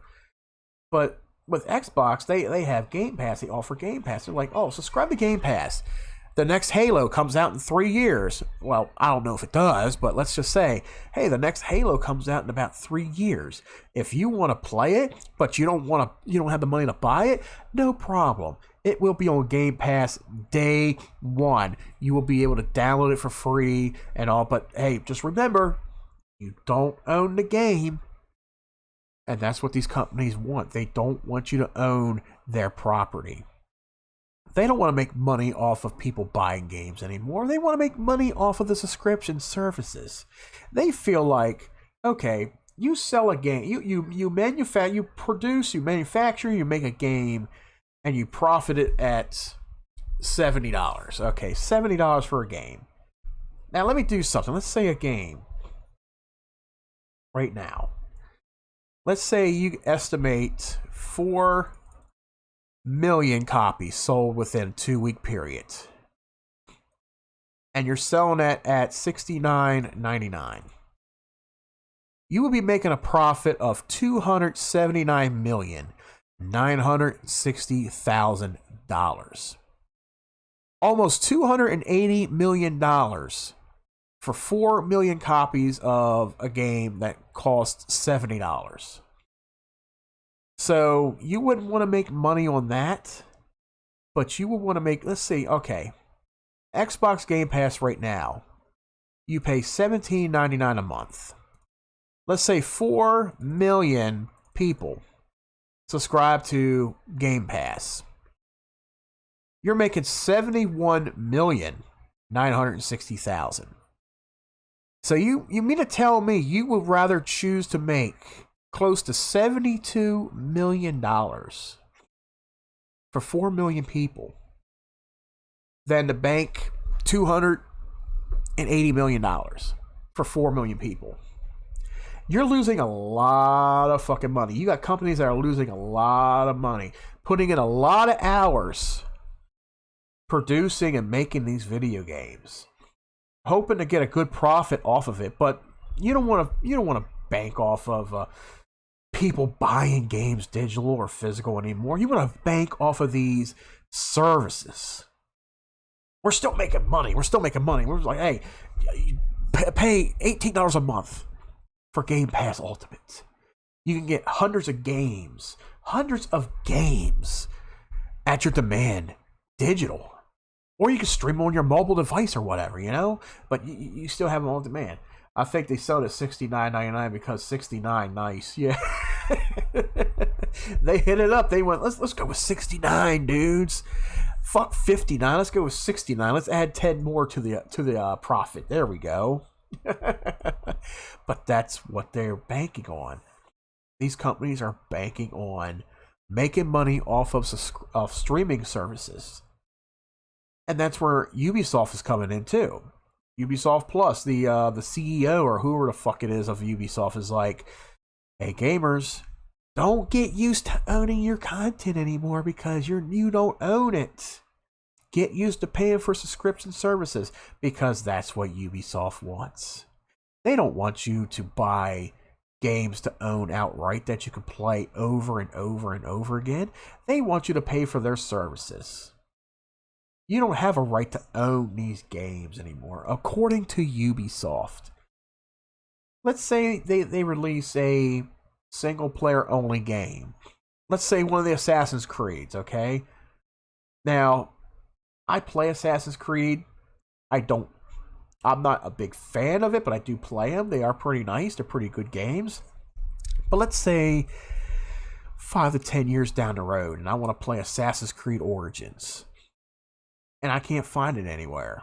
I can't find it physical. I can't find it digital. Ubisoft, what are y'all going to tell me? Well, I hope you enjoyed your time playing Origins. Sorry, it's no longer available on the service, but we do hope you enjoy playing it. We don't plan on bringing it back or remaking or remastering it anyway, but we do hope you enjoyed your time with it. That's exactly what's going to happen. These assholes get too fucking greedy with a fucking service. You know, all these fucking companies are getting on the bandwagon and saying, hey, we're going to make our own service now. We're going to have these games exclusive for a certain price. Even Rockstar's gotten on the bandwagon. Rockstar's offering GTA 5, GTA 4, the Definitive Edition, and one subscription service of $5 a month. But not only that, if you play a GTA Online, you can get $1 million in shark card credit on the game a month and shit. You can get 2 cosmetics or whatever, maybe an apartment building somewhere. That's what they're offering for $5 a month. Like, I don't want that. Maybe I don't play GTA Online as much as you think I do. Like, if I want to own the game, I will downright buy and own the game. You know, I will still play it from here on out. But companies like this, they don't want you owning games. Oh no. They want you to own, they want you to pay your soul to the service because they own you. That's what they want. But there's also another downside to digital too. And I mentioned this also, and it's a pain in the ass. So, let's say you buy 100 games digital, and they're all linked to your Microsoft or your Sony or Nintendo account. You make one wrong move against their terms of service, and they can perma-ban your account from playing any games online or offline. And I've seen stories of that happening. Somebody who got perma-banned from Xbox for no fucking reason. And they tried contacting Microsoft and say, hey, can you restore my account? You know, y'all got this wrong. I wasn't doing this. I wasn't doing that. They didn't do diddly dick to help him. This guy invested hundreds of dollars in games and content through his account. And he couldn't access it anymore. Because they perma-banned him for no reason. Just like right now, Xbox has it to where if you play games online, if you're in chat rooms and you're chatting with people, guess what? You call somebody an asshole, they can now clip that, send it to Microsoft, and you can get banned for a day from voice chats. And if you keep it up, shit, they can ban you up to a year. How fucking fair is that? You remember back in the day, like Call of Duty Black Ops and all that, you know, people were spreading the N-word in there and calling people all the fucking names in the book, racial slurs and all kind of shit. Boy, was those the fun days. Boy, were those the fun days right there. You know, people were, you know, insulting each other over a fucking game. But that was true fun right there. And if you didn't like what somebody said, you could always mute them. You could always block them. But now today, everybody gets so fucking offended and they want to hurt somebody in some fucking way. You know, let me get his account banned. Let me get his account banned. Let me fuck his account up. Because I know he probably has $500 invested in Call of Duty. Let's get his account banned so he can't play the game anymore. And he'll have to probably rebuy the whole fucking thing, you know? It's hurting people financially. It really is. I probably have hundreds of dollars invested in my Xbox right now. Over the last 12, 13 years. And I'm not about to let some little fucking dweeb online report my shit. That's why I don't go into chat rooms. That's why I don't chat with people publicly. That's why I do private chats. You know, you can't flag that unless you got somebody in your private chat who's like, oh, I didn't like what he said, and then they flag it or something, you know. But other than that, that's why I'll do public open chats. Especially like in games like Warzone, you know. People get too goddamn offended, and then they want to flag you. They're like, oh, who said that? Who said? Oh, Arrow with a name said that? Oh, I'm going to clip that. Yep. Send it to Microsoft. Yeah, there you go. Banned. What a bunch of bitches on the internet. I swear to God, though. But yeah, you know, when it comes to digital and physical content, like digital, it's well ahead of its time. I mean, it's doing good. Don't get me wrong, digital is doing good. Like, they're offering a lot of good things with digital. You know, especially the fact that, you know, when you pre-order a game, or if you subscribe with Game Pass, and they say, oh yeah, you can now pre-install the game. And then day one, it becomes available. You don't have to worry about downloading the game. It's already installed. Wrong. So, if you download a game, Life's Adventure, seek help about... Oh, Jesus Christ, yeah. I see who that is. Yep, let's block that. There we go. Sorry, Life's Adventures, but we don't allow that kind of drama shit in here, so goodbye. So, anyway, let me see here. Report. Here we go. There we go. Okay. So, anyway, guys, as I was saying, well, shit, what was I saying? So, anyway, with digital content, it's a turkey shoot. It really is. You know, because when they tell you, I said something wrong. Okay. Oh, when you download digital content. Okay, when you're on something like Game Pass or whatever, you know, Game Pass comes about, and they tell you pre-install the game today. Pre-install the game. It'll be installed on your console day one. You can play it right away, right? Wrong. So I've done this with several titles through Game Pass. I have pre-installed it, ready to go. Guess what? Day one, I'm ready to play it. No, you need to update it. You need to download this. You need to download that. Okay, so I gotta wait another 10, 15 minutes just to play the fucking game. How wonderful, you know? So it's not always entirely true. Like, you may install the game's coding to the console, but you still gotta download this. You still gotta download that. You know, it's a boatload of shit when it comes to digital. But also the same thing with physical. Like I said, with physical games, you still got to put the disc in. You still got to install the game itself. You still got to install updates. It's ridiculous, you know. So it's you can't win. It's not even really a win-lose situation. You're always losing when it comes to digital and physical anyway. But, you know, physical is still the way to go. But the reason why these stores are banning physical games because they're not making sales on them. Because companies like Microsoft are offering Game Pass, and they got people sucked into the service, and they're like, okay, well, this game in store costs $40. I can go home, pay $18 for Game Pass. The game is on there. I don't know when it'll get taken off, but maybe this is a game that I'm going to play for 20 hours, and then what am I going to do after that with the game? Is it going to sit on my shelf collecting dust? I'll probably end up taking it to GameStop, selling it for a fraction of the price, and they turn around and sell it for full fucking price. You know, no, I'm not going to do that. So you see these games on the store shelves, but then somebody tells you you could get the game for free on Game Pass. You could play it for as long as you want. You could delete it, and you're done. Now, granted, I will say one quick thing. GameFly.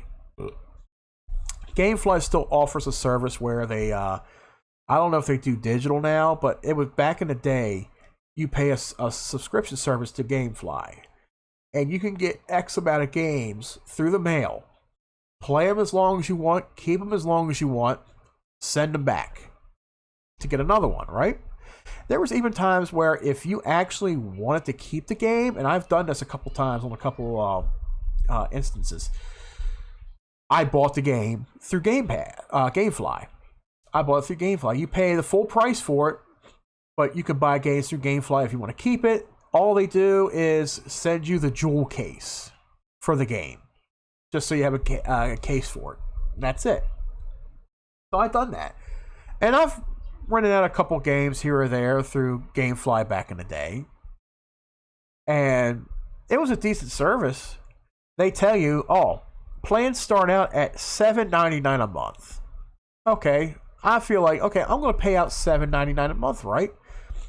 So I started out paying, I think it's like $8 or $9, and I wanted 2 games out at once. You know, I didn't just want 1 game. I wanted 2 games. So I got 2 games, right? So I think that service was like $14.99 for 2 games. Okay. So for the next couple months, the first month I paid out $14.99. Month 2 and month 3, I ended up paying $25. I'm like, hold the fuck up. What the fuck is this? Why am I paying out $10 more for this shit? I couldn't figure out why. I even looked it up online and shit. These motherfuckers wanted to charge me hidden fees for this stuff. There was even one game that I rented out. It was a Kirby game for the Wii.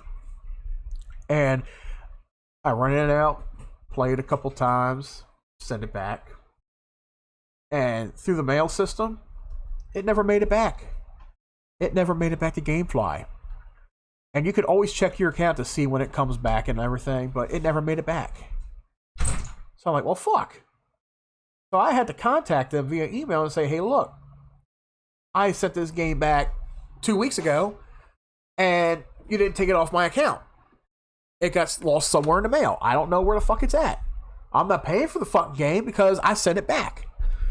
They took it off my account eventually. But then I was done with them. I was done with GameFly. GameFly is one of the services is a big fucking ripoff. That's what they are. They're a big fucking ripoff. And I never went with them again. That's why you got services like Game Pass. That's why you got services like Ubisoft. Well, I'm not paying for Ubisoft, but you got these services. You know, you got Game Pass, or you got PlayStation Play, or whatever it is on PlayStation that you pay a monthly subscription service for. That's why you got stuff like that. They're cheap. They offer hundreds of games to download at your disposal. You can play them however long they want. If you're finished with it, you ain't got to worry about trading the game in. You ain't got to worry about selling it. If you're done with it, you could just uninstall it. You're done. That's it. And that's probably just the only convenience to Game Pass that there is. If you look on a Walmart shelf and you see 20 fucking games you want to play, I could guarantee you all 20 of those games you can get for free on Game Pass. I guarantee it. They're all on Game Pass. You can find them all there. And that's what... It's not pissing a lot of people off. It's actually making them happy because, you know, they're like, okay, I could just buy a 3-month card to Game Pass at Walmart. You know, I don't have to worry about putting my credit card on there and shit like that. You could do that too. They offer cards. You could buy a 3-month card to Game Pass Premium, and you could put it on there. You could do the card by card, per month. You could do that. And that's where the sales are dipping right there for stores. Xbox is the biggest one. People aren't buying physical games like they used to because they got services like Game Pass that offer the shit for free. You know? Now, even though you don't own it, but, you know, some people, they prefer to buy a game, play it, trade it in because they have no other use for it. They're not going to play it again, you know? That kind of thing. Me, I would prefer collecting them because who knows? Maybe one day in 5 years, maybe I want to play Gears of War 2 again. You know, maybe I want to get back into playing it again. That's why I own it. I own it digitally, but that's why I own it. You know, that's why, you know, certain games like that, I prefer to own. I don't want somebody to delist it from a service, you know, to where I can't access it anymore. I want to be able to own something. But that's why stores like this are discontinuing physical media. Because they're not profiting off of it anymore. They're not making money off the shit anymore. Because the digital world, the digital services, is killing their service. It's killing their moneymaker. Same thing with movies. You know, why Best Buy is removing a lot of their movie content. Why they're removing physical media with movies and music. People aren't buying movies anymore because movies, you can find them streaming digital on Netflix or Hulu or Peacock or whatever, or you can just go on one of those services like Amazon Prime or Movies Anywhere or anything like that nature. You know, even Vudu, you could buy those movies digital to your account. You could buy movies digital. You can have them at the convenience of a click of a button. People aren't buying physical movies anymore, you know, but that's not entirely true. There are still people that are buying physical movies and they still watch them physical.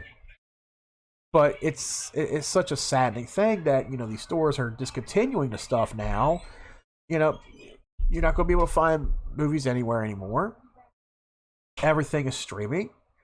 Everything is digital. But then, like I said before, there's people out there that don't have means to stream. They can't download. They can't stream. They don't have strong enough internet connections. Maybe they don't have internet connections, period.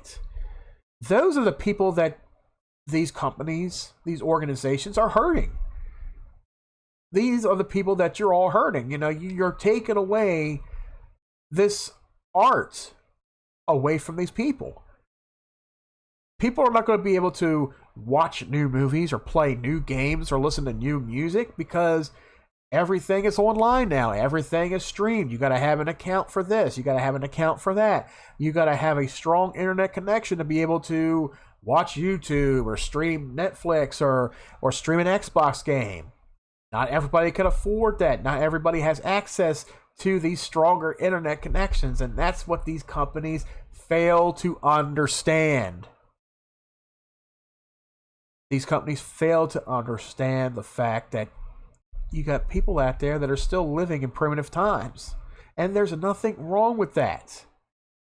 People are struggling to survive today. They're struggling to buy groceries and gas for their cars, struggling to pay for their rents in Biden's America.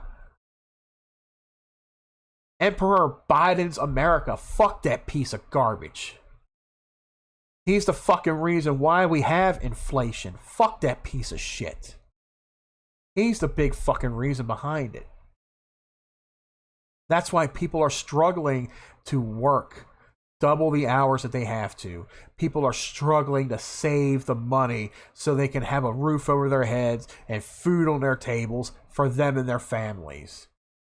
Do you honestly think people are going to afford a fucking Xbox or a PlayStation? Do you think people are going to afford to buy services like Twitch? Or not Twitch. I don't even know why I said Twitch. Netflix, Hulu. Do you think people are going to be able to afford that? Do you think people are going to be able to afford internet service providers like Verizon or Comcast? No. They are not able to afford that shit. That is the furthest thing from their minds right now. That's why I say physical media, it needs to be a staple in our society. It needs to be.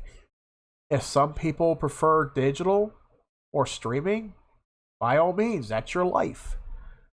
But physical media, you know, to take it away from us, you might as well just take the last breath from our body. I mean, that's what you all want to do. So not only is these stores removing physical media altogether, but even Xbox. Okay, now this one I was wanting to talk about in URC, but we ran out of time for that. Microsoft, they recently laid off 1,900 people. 1,900 job losses between Microsoft and Activision Blizzard. This all happened earlier this week, people. This all happened earlier this week. Microsoft, okay, following the review of 1,900 job losses across various Xbox teams earlier today. Now, this article came out Thursday, okay? More news continues to trickle in, and this has been confirmed by what the hell's his name that's under Xbox? Phil Spencer. Phil Spencer even confirmed this too. More news continues to trickle in about exactly which teams have been affected, and some of those are apparently focused around physical games. According to Windows Central's Jez Corden, Microsoft has shut down departments related to bringing physical Xbox games to the market. He advises that Xbox isn't necessarily quitting retail, but things are clearly changing internally. Microsoft has also shut down departments dedicated to bringing Xbox games to physical retail, which if you've seen the digital-only Xbox console leaks, well, you can get an idea of where Microsoft is going here. Note, reducing retail teams doesn't confirm Microsoft is quitting physical retail for Xbox games yet. They can outsource and might be consolidating here. So don't run with Xbox is quitting physical based on this. But it does seem to be that the industry trajectory writing is on the wall. As a reference here, a large-scale leak in 2023 revealed that Microsoft is or was seemingly preparing to launch an all-digital Xbox Series X model, leading to speculation that about the company exiting the physical market eventually. Corden also mentioned today that Microsoft is basically laying off the entire customer support team for Activision Blizzard King games aside from a select few of them, with plans to outsource the rest of the external companies abroad instead. He noted that a large company of community managers has been affected by the layoffs as well. This is sad news for those of you who do support Microsoft today. It still is sad news. But this was bound to happen, because the way entertainment and the electronic world, the world of industry with all this shit has been evolving over the last 23, 24, 25 years. It was bound to happen. Now, right now, physical media under Xbox isn't completely being outsourced or outdid or or completely done with, but they're just getting you all prepped to say, hey, they just laid these people off. Get ready, we may not be making physical media anymore, which is a bummer. Now, while companies like Sony and Nintendo, they're still making physical they're still making physical content, regardless.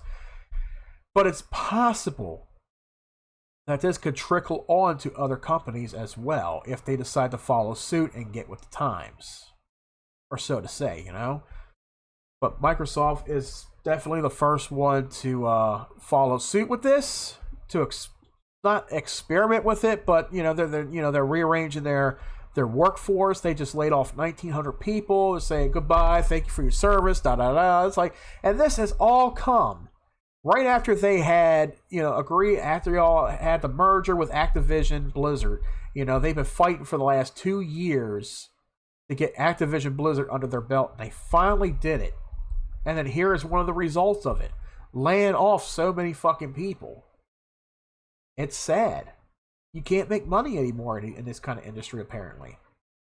Now, I will say that with things like this happening, and video games, they have thrived over the last 40, 50 years. Now, I will say, the video game crash of 1983, 84 with Atari and all, and we saw the downfall of the video game industry, and we didn't think the video games would we thought they would cease to exist after that, and it wasn't just because of one or two video games. It wasn't because of that. Everybody will say that the video game E.T. for Atari was the reason behind the video game crash. No, it wasn't.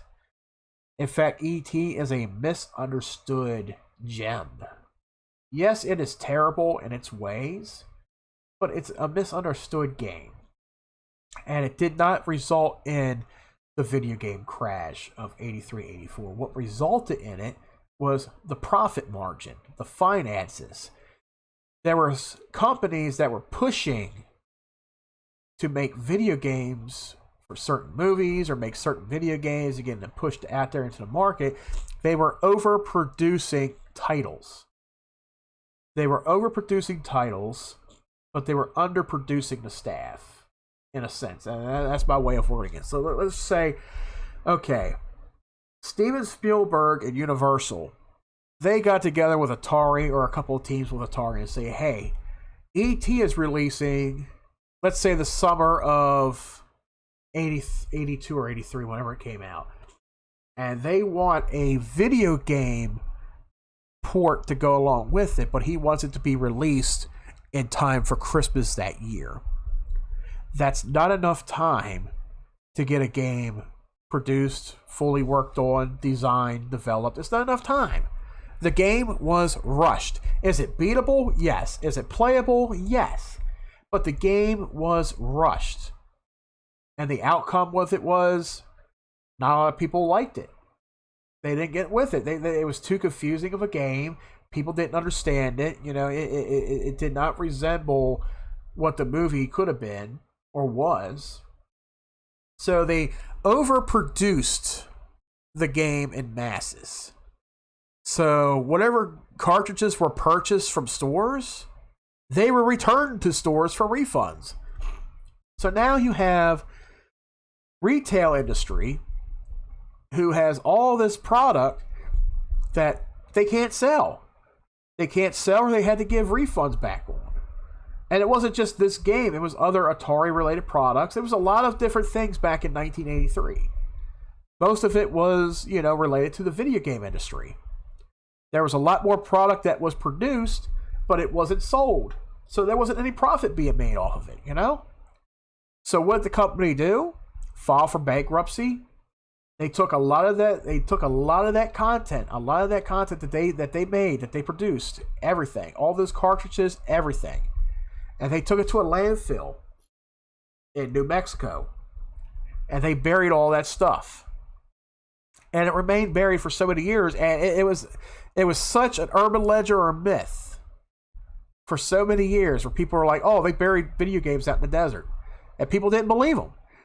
But then, lo and behold, back in 2012, 2013, or 2014, somewhere around there was an excavation team that went out to that desert. They dug, and they found those video game cartridges. They found a whole bunch of shit related to Atari and all back in the day.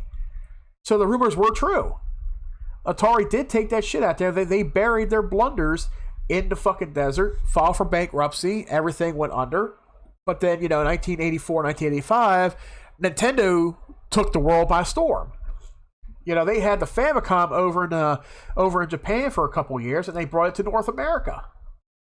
Nintendo saved the video game industry. They revitalized it in 1985. So, as much as people like to sit there and shit on Nintendo for being just a kiddie's toy and shit, Nintendo, shit, they've been around for over 100 years, people. Nintendo started as a fucking playing card company. Then they moved on to toys. Then they moved on to portable game watches and shit, you know? And then the full-on consoles and then portable consoles. Nintendo's been in the market for well over 100 years. So if anything, gamers, they owe their thanks to Nintendo, basically, for saving the game industry, revitalizing it. Now, yes, we did have video games before that, you know, in the 70s and the 80s. It was striving. You know, Atari made some blunders that almost killed the industry completely, and Nintendo revitalized it, brought it back to life. You know, like a phoenix rising from the ashes. And that's what happened with all of that, you know, and we've had physical games, you know, throughout time. You know, we have video games throughout the last 50 years. You know, we've had video game crashes. We had this, we had that. It was such an amazing period that we grew up with. But now, with the way Microsoft is making all these bad decisions, and I supported Microsoft throughout the fucking 20th century, 21st century, whatever the fuck it is. I've supported you all. I've bought Xboxes. I played Xbox games. I work off Windows operating systems and shit, you know? But you make some very bad business decisions that affects retailers and your customers. Affects the people who support you. Like, what are you doing, Microsoft? You're committing acts that Atari probably did back in 1983 that almost cost the video game industry. Now, am I saying that the video industry is going to see another crash here soon? It's a possibility we're going to see another video game crash coming within the next 5 years. But if not, I will tell you this. Xbox will more likely go under, and PlayStation and Nintendo will still stand on top. I definitely see that. If there's not another video game crash, a video game industry crash, I see Microsoft dropping out the way Sega did, the way Atari did, and it's just going to be PlayStation and Nintendo. They're going to collaborate together with each other. They're going to work together with each other. There's not going to be any competition. Be like, hey, you're making games for Nintendo. That's awesome. We're making games on the PlayStation 5, and we're going to be bringing those games to PC. You know, so there's a lot of things right there. Like, even though Sony has done some shady shit back in the day, you know, and has cost some money and all, and you got the fanboys over here at Xbox that are like, ha ha ha ha, look at what we're doing, Sony. But Sony they're doing their own thing. They're learning from their past mistakes. They're building back up. And I see Microsoft going under with Xbox faster than PlayStation will ever go with Sony. But, you know, with Microsoft looking into discontinuing physical media altogether, looking into the digital market, and I hope it's not a thing of the CEO for Ubisoft having an effect on them and say, hey, y'all got Game Pass, right? Well, shit, tell these people, hey, don't get used to owning your video games. You're going to have to pay out subscription fees. You don't own video games. Well, guess what? To that person who runs Ubisoft, this is exactly why pirating is coming back. And why pirating is becoming a good thing again. Because aren't you video game companies, aren't you supposed to be preserving history with video games, preserving video game history? Isn't that what it's all about? Preserving the memories, preserving video games for generations to come? Wouldn't you want our great-grandchildren to grow up and learn about Super Mario Brothers or Sonic the Hedgehog? Wouldn't you want us to preserve those memories, those games? No, y'all don't give a shit. You're all looking at the money. You don't give two fucks about the video game industry. You make a video game, you see a buck, you make it, that's it. You don't give two fucks about people owning video games. You're like, no, you're not going to own video games anymore. You're just going to play what we put out there and you're going to fucking like it. Well, guess what? That's why people pirate content. They pirate movies. They pirate music. They pirate video games. They still do. I have thousands of video games on my computer running through emulators. Nintendo, Super Nintendo, Game Boy, Nintendo 64, half of it GameCube, all that stuff, depending on how big my hard drive is, it can hold all that space. PlayStation 2, all of that shit. Dreamcast, Sega Genesis, Atari. Do I pirate games? For my own personal pleasure, I do. Yes, the fuck I do. Y'all make these stupid business decisions. You're causing old school people like me to revert back to pirating video games. That is fucking sad.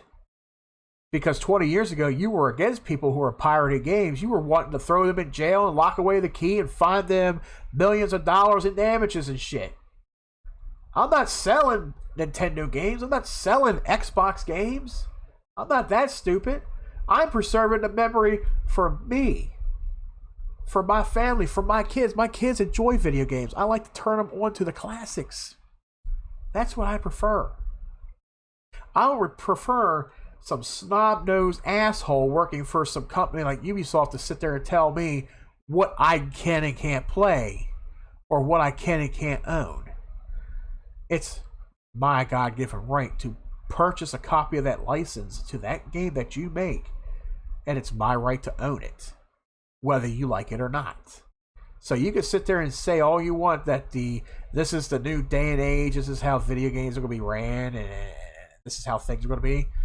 No, you're mistakenly wrong, and this is where you're going to probably get fired, resign, or go under. You're going to sink that ship, which is Ubisoft. You're going to sink it harder than a Titanic, and you're going to be responsible for it. It's not going to be the customers like me or anybody else that I know that buys your games. It's going to be you all.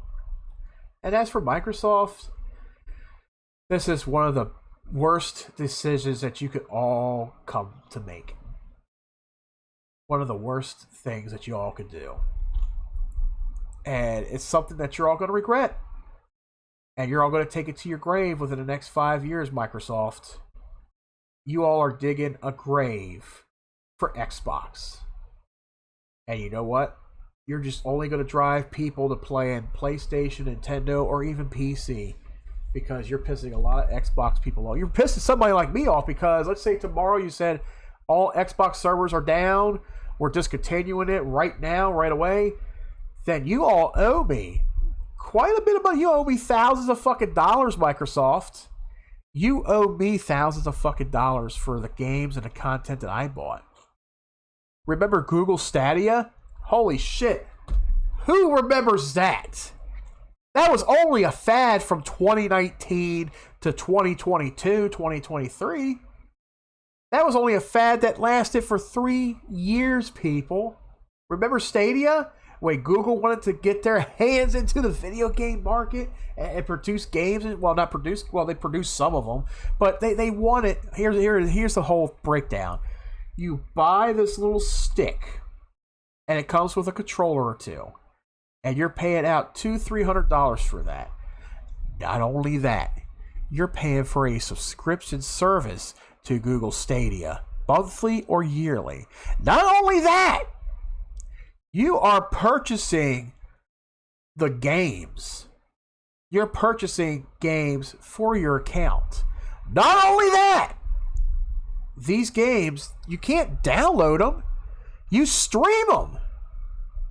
So not only are you buying a basically a fucking Fire Stick with a controller, you're buying a subscription service. You're buying the game for that subscription service. And you can't download it. You're streaming it. How are you going to stream it?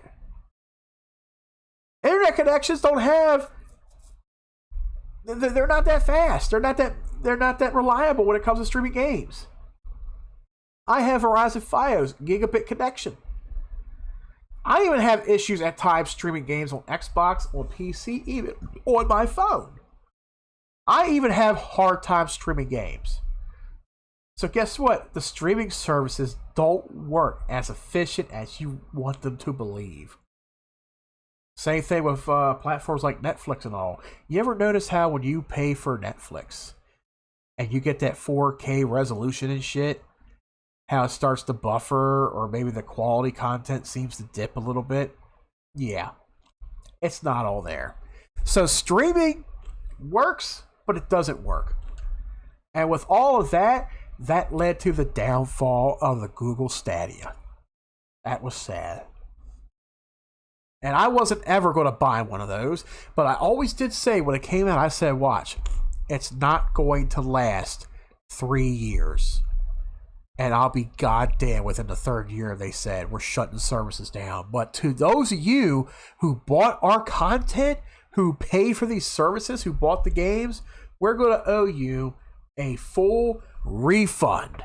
And that's what Google did. Apparently Google has the money for it. They refunded everybody who hopped on the hype train for the Google Stadia. They refunded everybody fully. That was a failure from the beginning. It was. So companies like Sony, companies like Microsoft, and even Nintendo, y'all need to take notes from this. You need to take notes. This shit doesn't work well. Stick with what you're already doing. Don't try to evolve technology to the next. We are already at the next. The next that you want to take us to is going to be your failure to success. That's all I have to say about that. Anyway, everybody. 2 hours and 14 minutes into today's broadcast. Can't even think straight. I'm still waking up. So anyway, This is the end of the show today, guys. Thank you for checking out today's episode of Tune In Live. If you guys are watching us on Twitch, Kick, or YouTube, be sure to hit that follow, subscribe button down below. Hit that like button if you're on YouTube watching us. Not sure if I'm going to be doing any more streams this week, but if anything at all, you could definitely catch Tom and I live this Friday, 10 a.m. Eastern Standard Time for Utter Random Crap. We got to find some topics to talk about on there. I'm pretty sure we will. But anyway, guys, thank you for coming to today's chat, chatting away with it. You're always welcome to Discord if you guys want to be on the show at any time, anywhere. And until next time, guys, stay tuned in. What we do here is go back.